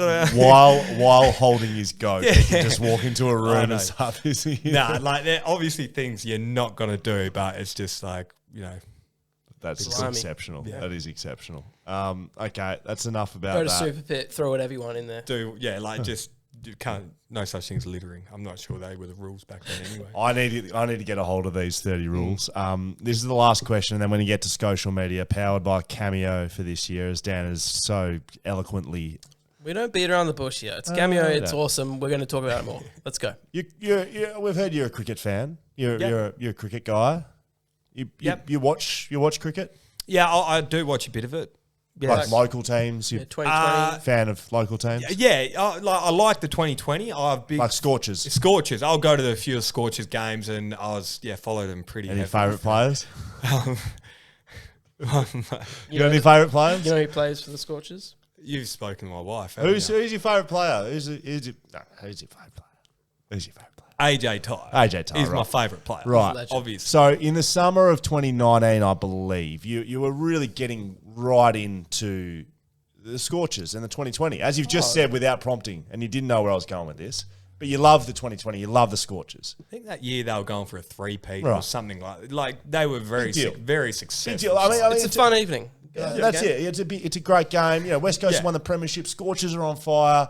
SHEED 2020 Scorchers. AJ Ty is his man. Your favourite player. My Great favourite bowler. player. I think he was like the best 2020 bowler in the world at this point. Like, remember he hit He had this the rare, change-ups. This He had- rare. He had like 11 different bowls he could bowl. He went for like $1 million in the IPL, and he was he the had the best chain. 2020 bowler. Rep the chain. Yeah, rep the chain, and he was the man. So pretty recognisable. Yeah, you would have thought. So you get into that, that scene. You're loving the 2020, the You Scorchers. Dom Sheed, you got the key to Kalgoorlie. Christmas Eve, you go to a party, you just think it's going to be normal people there, you're standing around chatting, and you bump into a bloke and you're chatting away, and he tells you, like everyone else has been doing for the last 4 months, hey, mate, big fan. Well done on winning the grand final for West Coast, other than Shuey, of course. But, congratulations. And the fans back at home cheering you on. Congratulations on your game. And you say, no worries, mate. Thanks so much. Appreciate that. What's your name? Oh, my name's Andrew. Hi, Andrew. What do you do for a job? I play cricket. And you say, oh, yeah, no worries. Yeah, good job, mate. Well done, buddy. I hope the cricket's going well for you. You're a batter or a bowler? So I'm a bowler. And you go, yeah, no worries, mate. All the best. You have a great night. And you walk off. You completely ignore Andrew. Do you know who Andrew is in this story, Dan? Do you know who Andrew is? What do you think AJ stands for in AJ Ty? Andrew James. I don't know the J. I don't know either. But AJ Ty, your idol in the cricketing world, you've met him and you have completely stonewalled him. Firstly, he looks completely different off the cricket pitch. Please. And yeah, we went. It was Christmas Eve. We went to a family friend's house for some drinks, and So it wasn't a house party. yeah. And there was this bloke who was like working the room really well. Like I was like, geez, he has a good vibe about him, good aura, like knows how to talk to people. Nice chain. Yeah, I was like, yeah. Fuck. He's come and spoke to me and, g'day, Dom, how are you, mate? Like, fuck, what you did, grand final, like, mate, like, how good was that? Like, had this, like, completely normal conversation, and I had no idea who this bloke was because he looks so different. He's my favourite cricket player, but he looks so different. He wasn't wearing a cricket helmet. So, what do you do with yourself? He goes, oh, mate, I just play a little bit of cricket, Like, nothing major, just play a bit of cricket. Meanwhile, he just fetched $1 million in the IPL. And he's your favourite player. Way better. And he's your favourite player. And anyway, he goes, I just play a bit of cricket. Oh, do you bat or bowl, mate? Like, I bowl. Oh, do you play? I play for Scarborough down there. Like, Did he? And I was like, oh, yeah, sweet. What a He's legend. downplayed it. Bloody love He's AJ one of the most humble blokes you'll ever meet, and you've he given him just nothing. doesn't change. And it wasn't like when I said, looking back on it, I walked away from that conversation and I go, oh, who's that bloke over there? To Brooks' brother. And boy. Callum goes, no, sorry, Callum was part of this conversation, massive cricket head, Brooks' brother, and part of the conversation with me. And AJ's going, yeah, anyway, nice to meet you, enjoy, I'll have a drink with you and whatnot. Oh, and so he's left he walked and you haven't away acknowledged him. and Callum's gone, you know who that was, eh? You're taking the piss. And I go, nah, what do you mean, mate? And he goes, that was AJ Ty. And I'm like, I was beside myself. I left. You would have left the party. you messaged him or hit him on Insta straight away, I'm sure. I hit him on Insta. I said, mate, like I obviously gave myself a few days to cool down and whatever. He left me on red. He read it, left me on red, and then For how long? No, months. And then I've heard years. Brooke. I've heard years. And anyway, and 2 years. 2 years. Years. Red for 2 years. And I'm like, you know what? I probably deserve that. That's fine. I deserve that. And then anyway, through his wife Bonnie, and my wife knows her as well. Brooke goes, I'm messaging Bonnie. I go, yeah, tell Bonnie to get her husband to reply to me on Instagram. I'm still cut. Like I still have you get anxiety over certain things and certain moments in your life. You So that ghosted was him me. in real life, though. You literally. Yeah. And anyway, I got this video back from Bonnie, and it was AJ, like, hands on head, like, couldn't believe he didn't realize he had left me on red. So it was from him, it was like, apologies for leaving you on red, all of this. And since then, we've gone. Last month we went out, had dinner with him, had a nice dinner in Mount So you're Hawthorn. mates with AJ Ty. So now we're mates, and he gives me a few tickets, so I'll give him a few tickets, and I'm a big fan, and I just watched him win the Marsh Cup the other day, bowled very well. I was going to say, have you been giving him a few tips? No, but it's just... Have you told him your cricket stories? You've told him your cricket stories? No, because like him, I'm a very humble man. But yeah, no, he's a ripping fella. He took it really well. Well, I'm glad you've been reunited at last, mate. Very good. All right, time to finish this up. Social media, how we finish with our guest sheet. I know you know about this. You've done BackChat back in the day.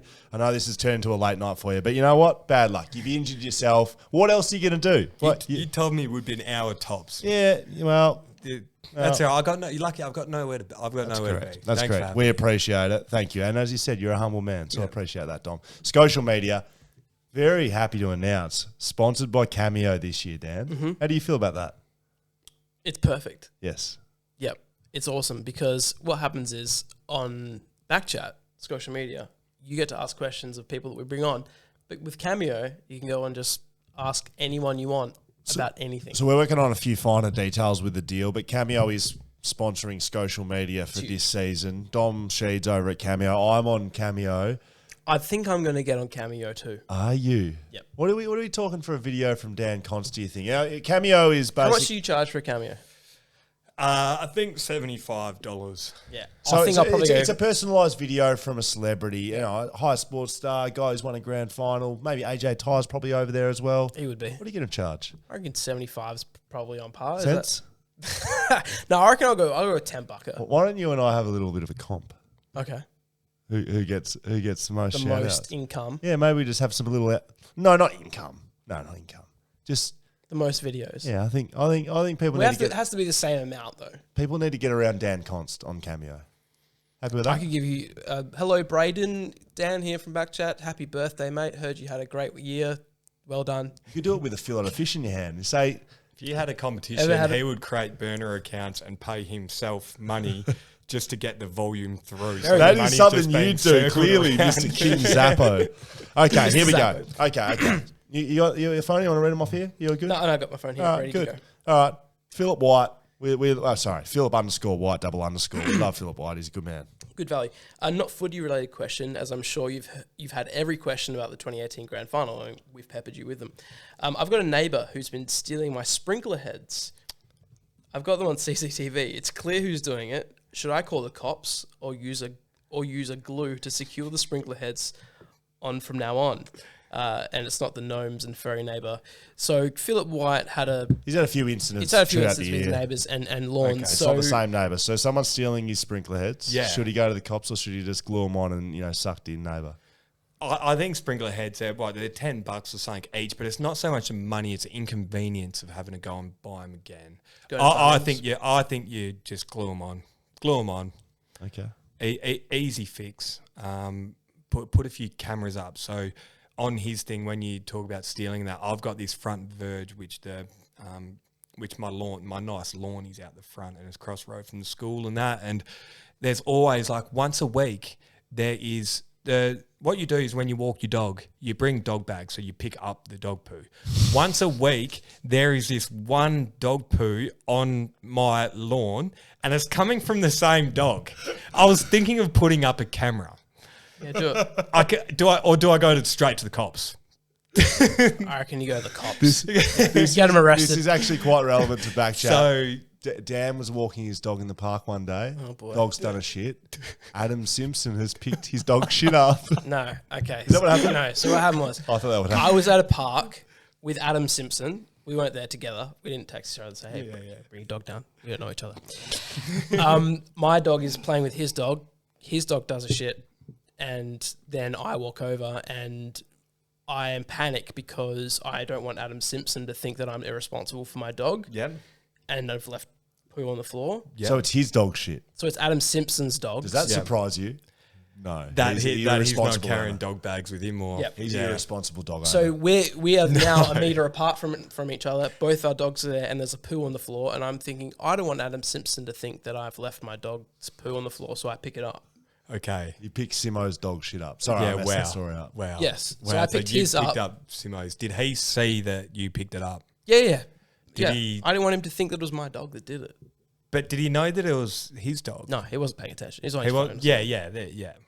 So I anyways, think sometimes when you see dogs do a poo, the owners sort of like pretend to be on the phone. And Yeah, oh, walk sorry, mate, I away, didn't see it, or, yeah. you know, that could have been hey, him. that would have been him. Can for I have sure. a quick story about Adam Simpson's dog?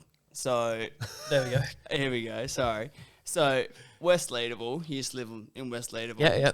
Take my dog up to the dog park, and there was always this weird dog there, Kelpie. just by itself, like literally by itself, always. Yeah. And I'd always be like, oh, okay, here's that dog again, coming up to my dog, hanging out. And I'm like, this is pretty weird. Like, whose fucking dog is this?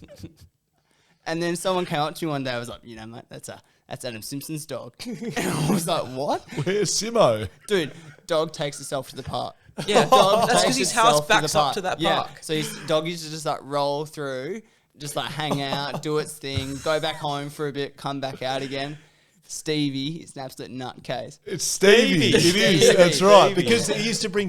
Does he still bring Stevie to training and just let it like we'd be training? We'd be in a match sim and Stevie be running around the ground. Not at lap No. play.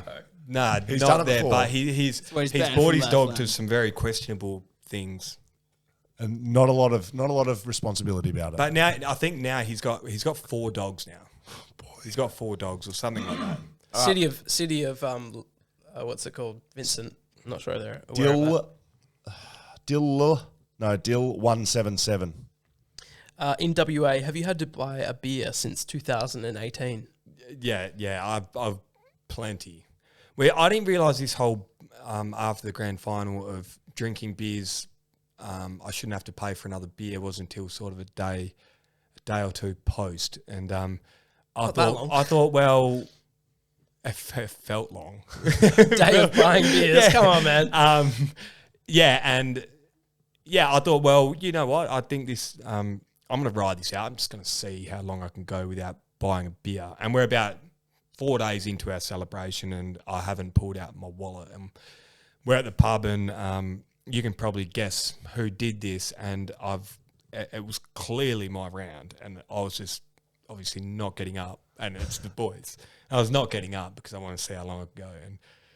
And no, what? Do I have to buy a beer? Like, I thought I wasn't buying beers. Like, what's the go, boys? One bloke stands on the table and hurls abuse at me and goes, Maston. you've been taking the piss out of this. It is your turn. You've Maston. missed 5 already. Maston number 7. So it lasted about 3 days, 4 days. And, I still occasionally get the odd person just walk up to me with a beer. It's quite weird. And it's actually nice. You go so far along, people still come up and give you a beer or whatever. No roofies? Or?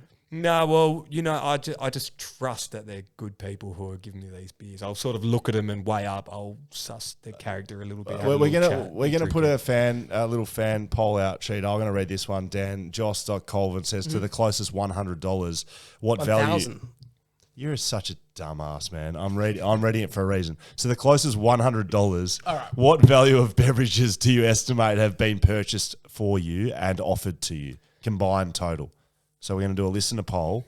closest $100 combined total of offered to you and actually consumed by you. Yeah. What is that amount? Now, when you're doing a fan poll, It's just social it would be it'll just be a social media. Have a guess how much beers have been purchased for me. And we're just talking exactly that circumstance. Random people exactly that coming up and circumstance. giving you a drink. Yep. All right. Like you I said, reckon people still do it and buy your drink. Yeah. Let's call I it. reckon it's probably 30 times. So 300. What? How Is much that is it? that? Is that unders? But Shit out of like, people. Yeah, is that that- was unders. Do you reckon that's unders? 30. Nah. You would have had more than 30 beers bought. But for like, you. you You think probably about it. had 30 I in don't. the first week. But like, I'm not like a lot of the things that we did. You went to not buying beers and not. yeah, that's a good. Point. But it wouldn't be more than 50. It wouldn't be more than 50. That's good. People aren't going to guess that. So I'm not going People to. are going to think People there's go 1,000 over. people. Yeah. I'm not going to a pub and people are just giving me beers. Good. You know, As they should. At the same time, yeah, as they should. like I don't But- think I would ever do it. Like how many people are actually doing it? Like doing the buying the beer. Like Yeah, I don't you know. assume probably everyone wants to do it, but the actual people that actually go, I'm going to go and actually. Would Well, you, one, I'm Sammy, not- would you buy Sheeda a beer if you were out and you saw him out or not? You'd be honest. If I saw him out, would I go up to him to buy him a beer? No. Yeah, no, you wouldn't. And It's one- kind of weird. well, exactly. But the people who do it, like you get the tap on the shoulder, and it's oh hey mate, like we haven't met before, but like I wanna just buy bought you a beer here, mate. Here's a beer. Like thanks for what you did in 18, and you know you sort of like. You're like, good on you for having the confidence to be able to do that. And then I'll end up like staying and having a chat with them and a beer. And it's actually like, because it probably takes some people like an effort to be like, should I do it? You know? And it's like, when they do it, it's like, yeah, they're Yeah, cool, love that. man. Right. Like, I rate that so, one. but in terms of like within that first week of the grand final, like that's a hard one because you're going out, you're drinking a lot. Like at the nightclub, you'd line up at the bar and somebody will buy you 5 of them or something like that. Like, what do you want? And you would take 5. But in terms of like, since that initial thing of that happening, it's like, doesn't happen. I'd get you a hard 3.5 or something. God. Yeah. All right, there's a couple of good ones coming up here, Sheeda, and then we'll get you out of here. These as wept beekeeper. I can't even see. Could be that. Teresa. Yeah, it's Teresa. Teresa, wept beekeeper. Would you rather only eat fillet of fish every day for the rest of your life, or miss the goal to win the 2018 Grand Final? So every day you eat fillet of fish burgers? Yeah. So But I have living to in miss luxury. the goal. Yeah. Oh, No, sorry. Or I'm assuming this person's So- a fan of fillet of fish. Is that what Yeah. they're saying? So But I'd that's a easily good- just say, I'd rather kick the goal and not have a fillet of fish. Yeah, that's an easy question. No, I think it's kick the goal and eat fillet of fish, or never have to eat fillet of fish and not kick the goal. Okay. Because that That makes sense because fillet of fish is disgusting. Yeah. That would make sense. Well, look, I'd Both rather great kick things. the goal. I'd rather kick. So he'd have to kick the goal and he has to eat a fillet of fish every day. Is that Yeah, right? yeah. Oh Yeah. boy, that's a bad deal. It's No, only it's very small, which is fine. Yeah, okay, you can have Now, one a day. We One a day. were on Macca's. We were on Steam bun too. Yeah, steam So bun, soft and beautiful. fluffy. We were on. I'm in a bit of a footy tipping comp group, and we need to decide what you do with the loser of the footy tipping. So one of the ideas was you needed to go to McDonald's for 24 hours, but every burger you ate took off an hour. So you could eat 24 burgers and not stay there, or you could eat 23 burgers in 1 hour and leave. We've seen this challenge. This is from Have the we? States. I sent it to you. I said we should do this shit. Oh, that's Yeah, right. so you did. that was thrown up. So in how many Big Macs could you eat in 24 hours? So say you were there for 12 hours, you ate 12, that's your 24 hours. Yeah, so it's combined. Okay. I mean, Big Macs, you could probably get a few in, couldn't you? I don't know. I reckon you could eat. I just thought that was a That's very great. impressive. So is that happening? Yeah, we think we're going to go through with get it. your tips right, mate. You know, or I'm assuming they've taken West Coast out of it. So I know it's a private betting competition. no, we're not no playing money. for yeah, Just a bit of fun with friends. bit of fun with friends. Benassi_C. Do you remember me offering to pay for your fuel at Caltech's Orong Road store a few weeks after the 2018 Grand Final? It's amazing. I think maybe at that time I still probably shouldn't have been driving.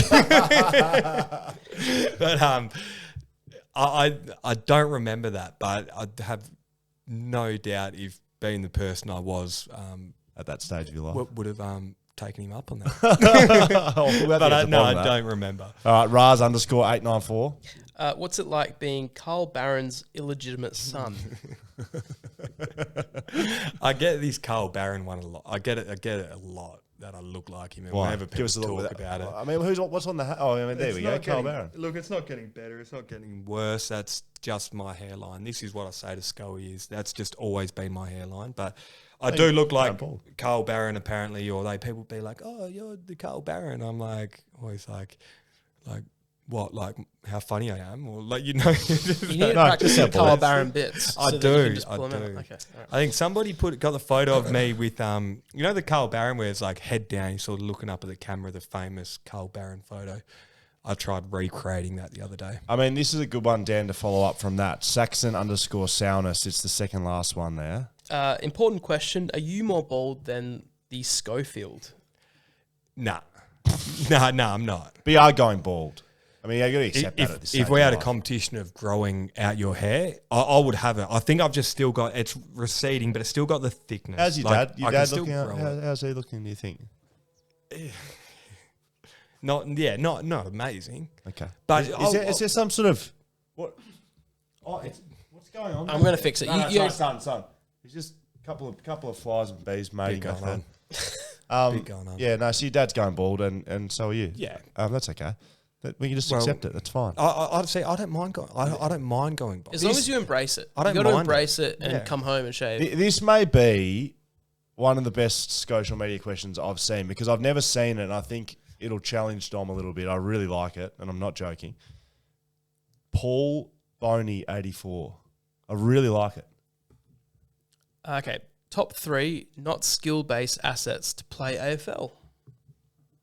Top 3 not skill-based assets. Kicking, Yeah. handballing, marking are skill-based assets.